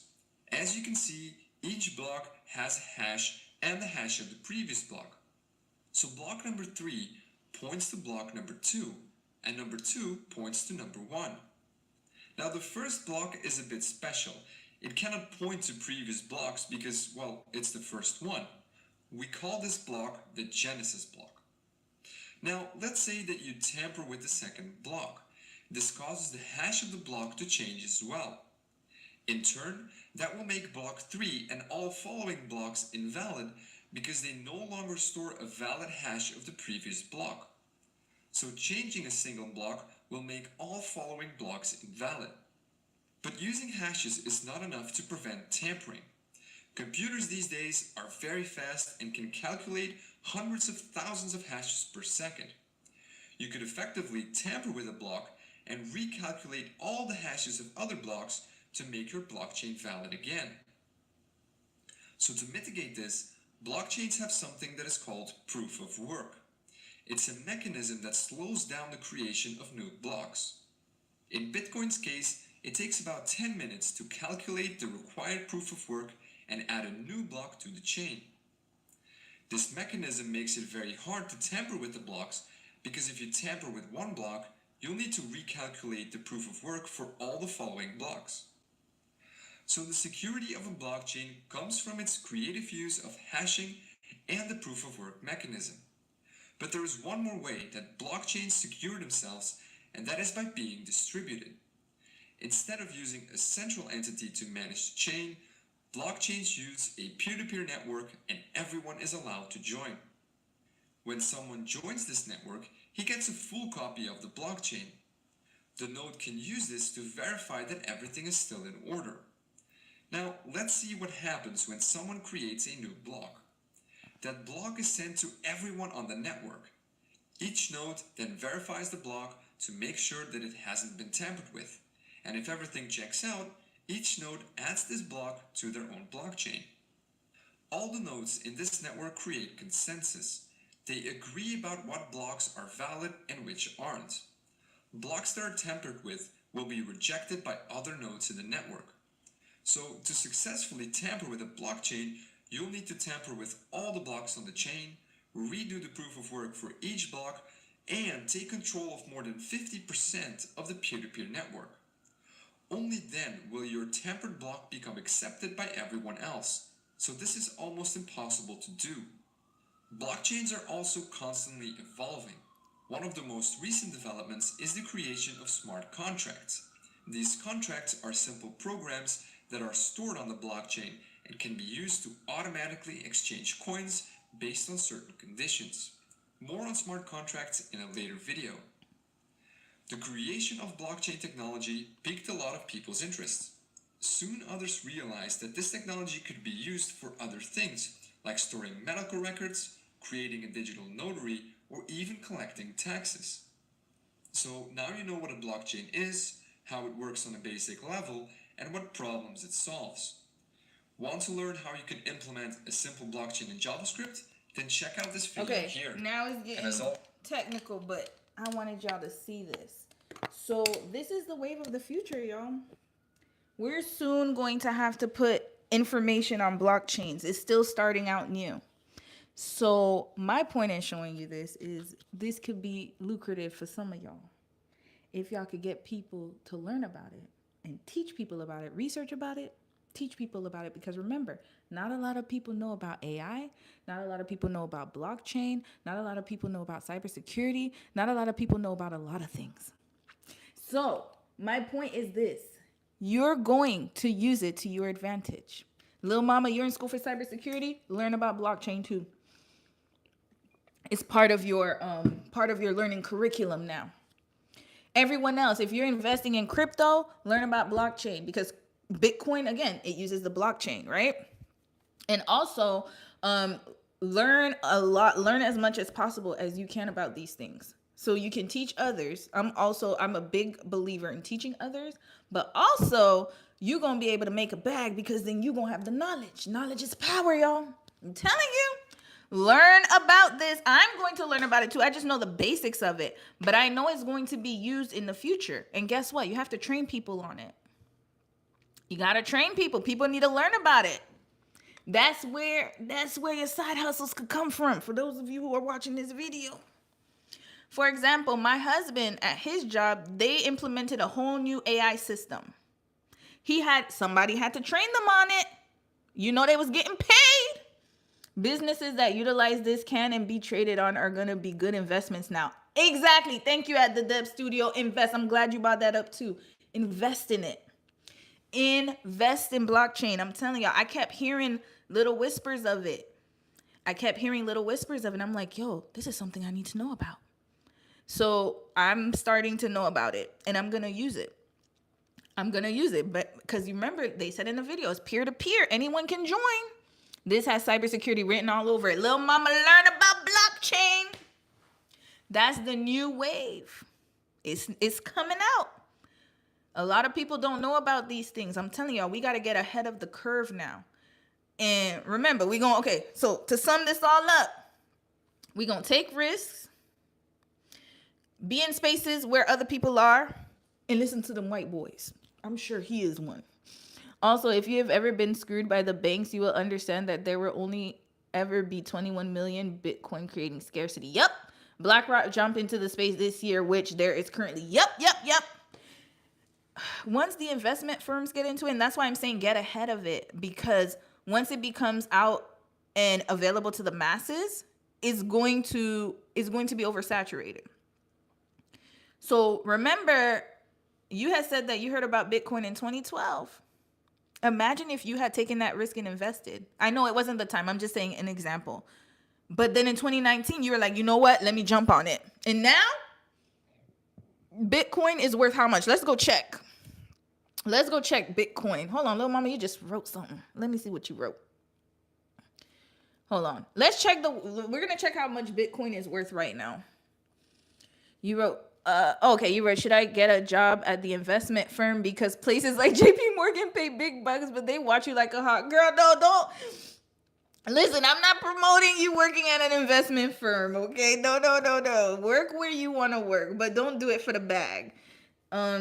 Because if you work at those places, you're going to be working a lot. Isn't that the place where that lady, she had died at her desk? She had worked at where did she work? Did she work at Morgan Stanley? Hold on. The lady who passed away at her desk.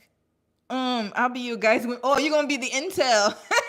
Now don't get in trouble for doing insider trading now, little mama.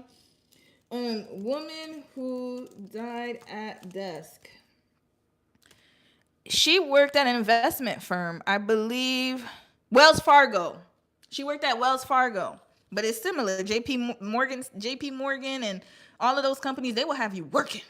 They will have you working. So don't do it just because you're trying to get intel. We ain't trying to get you arrested on some insider trading.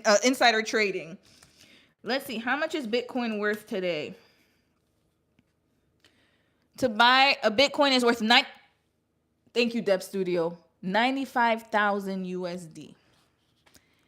Zwethandi, remember in 2012? That was the time. However, I'm happy you went in 2019 because you said 2019 it was 19K. Now it's 95,000. Now it's 95,000. One Bitcoin. That's why I'm telling y'all, take calculated risk. Don't be scared. Don't be scared. Don't be scared. Don't be scared anymore. Take those risks.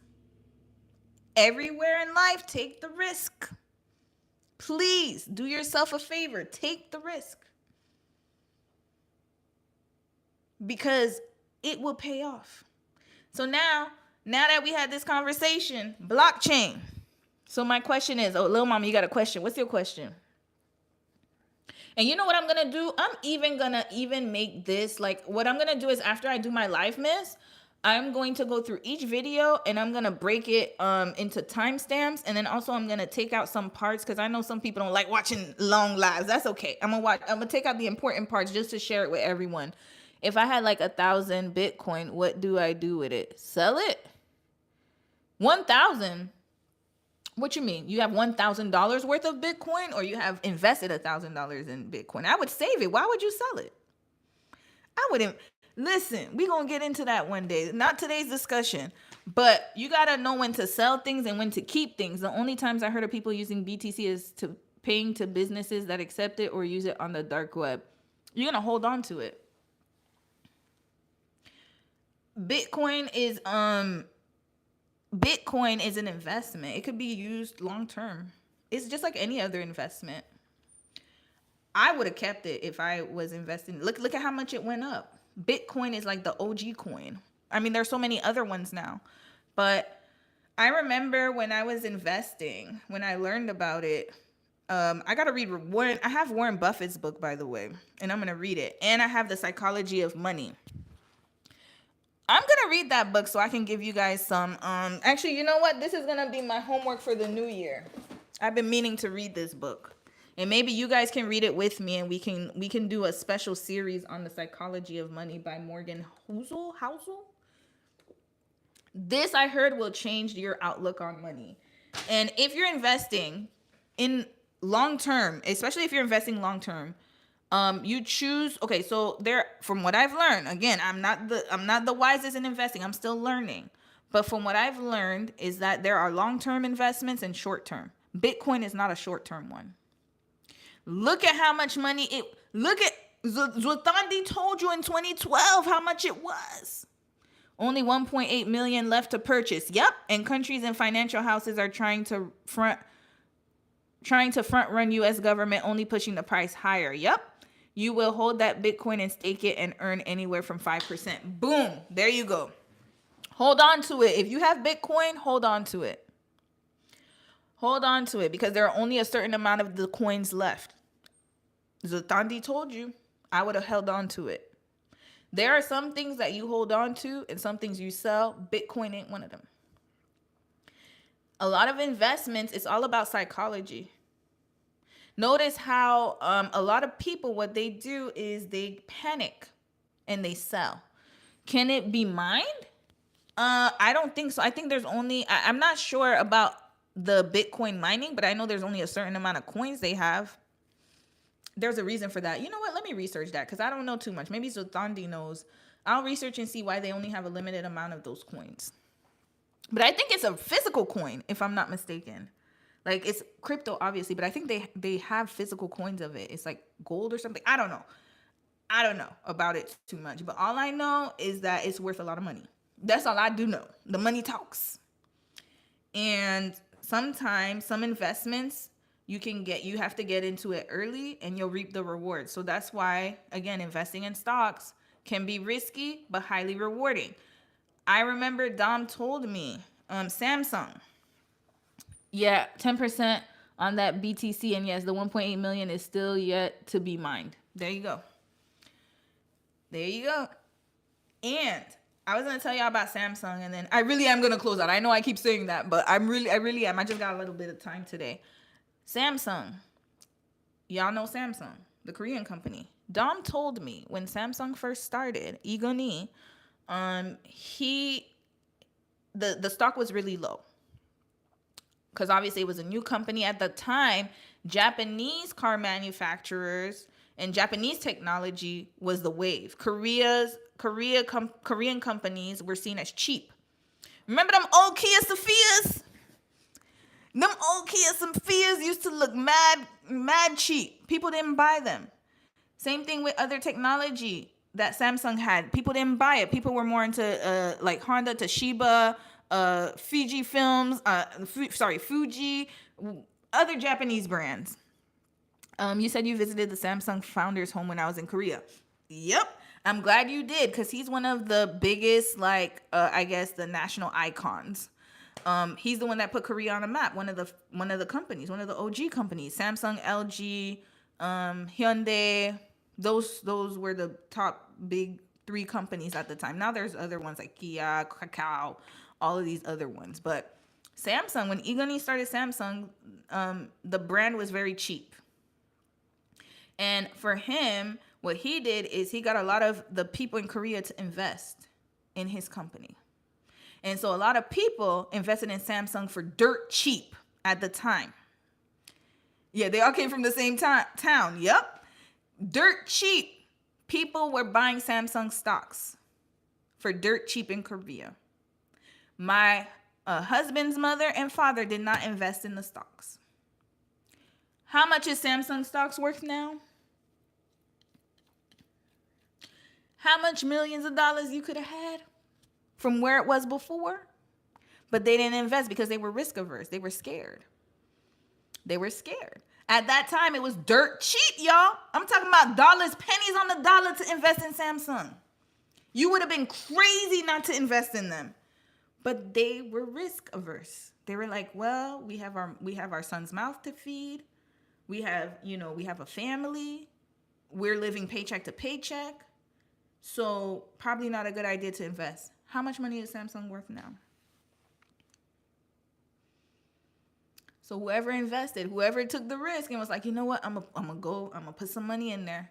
They are sitting very comfortably. That's my point. So sometimes it's like you gotta know when to take the risk. Again, if you're just joining the replay, you're just joining the live, please watch the replay because I'm gonna go in, I went into a lot of detail about calculating your risks. But sometimes you gotta know when to take the risk and take a calculated risk and hold on to it. Research. Research. And a lot of us in our community, I will say, we're probably the first ones doing it.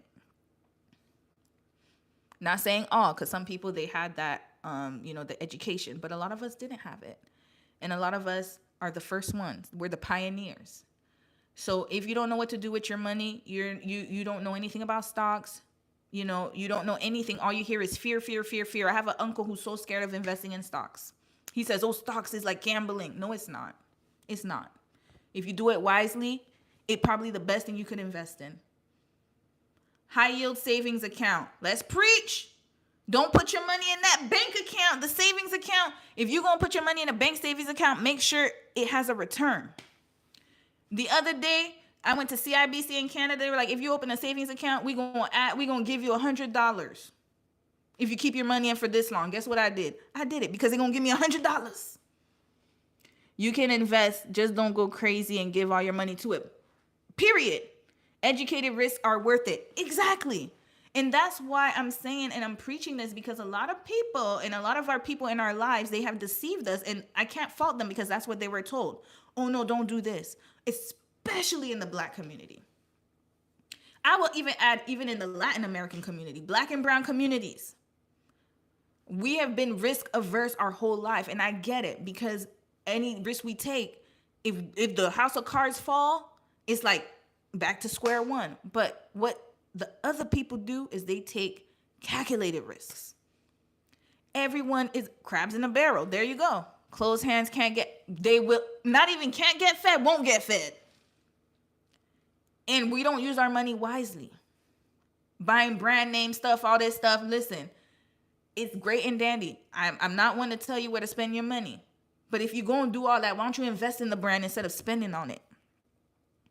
You got to play to win. Amen. Why, instead of buying Gucci, why don't you invest in Gucci?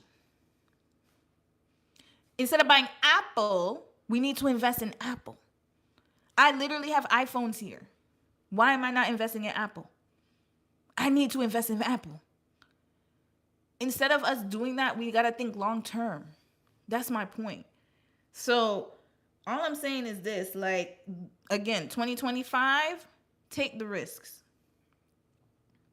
Take the risk, y'all. Take it. No matter what.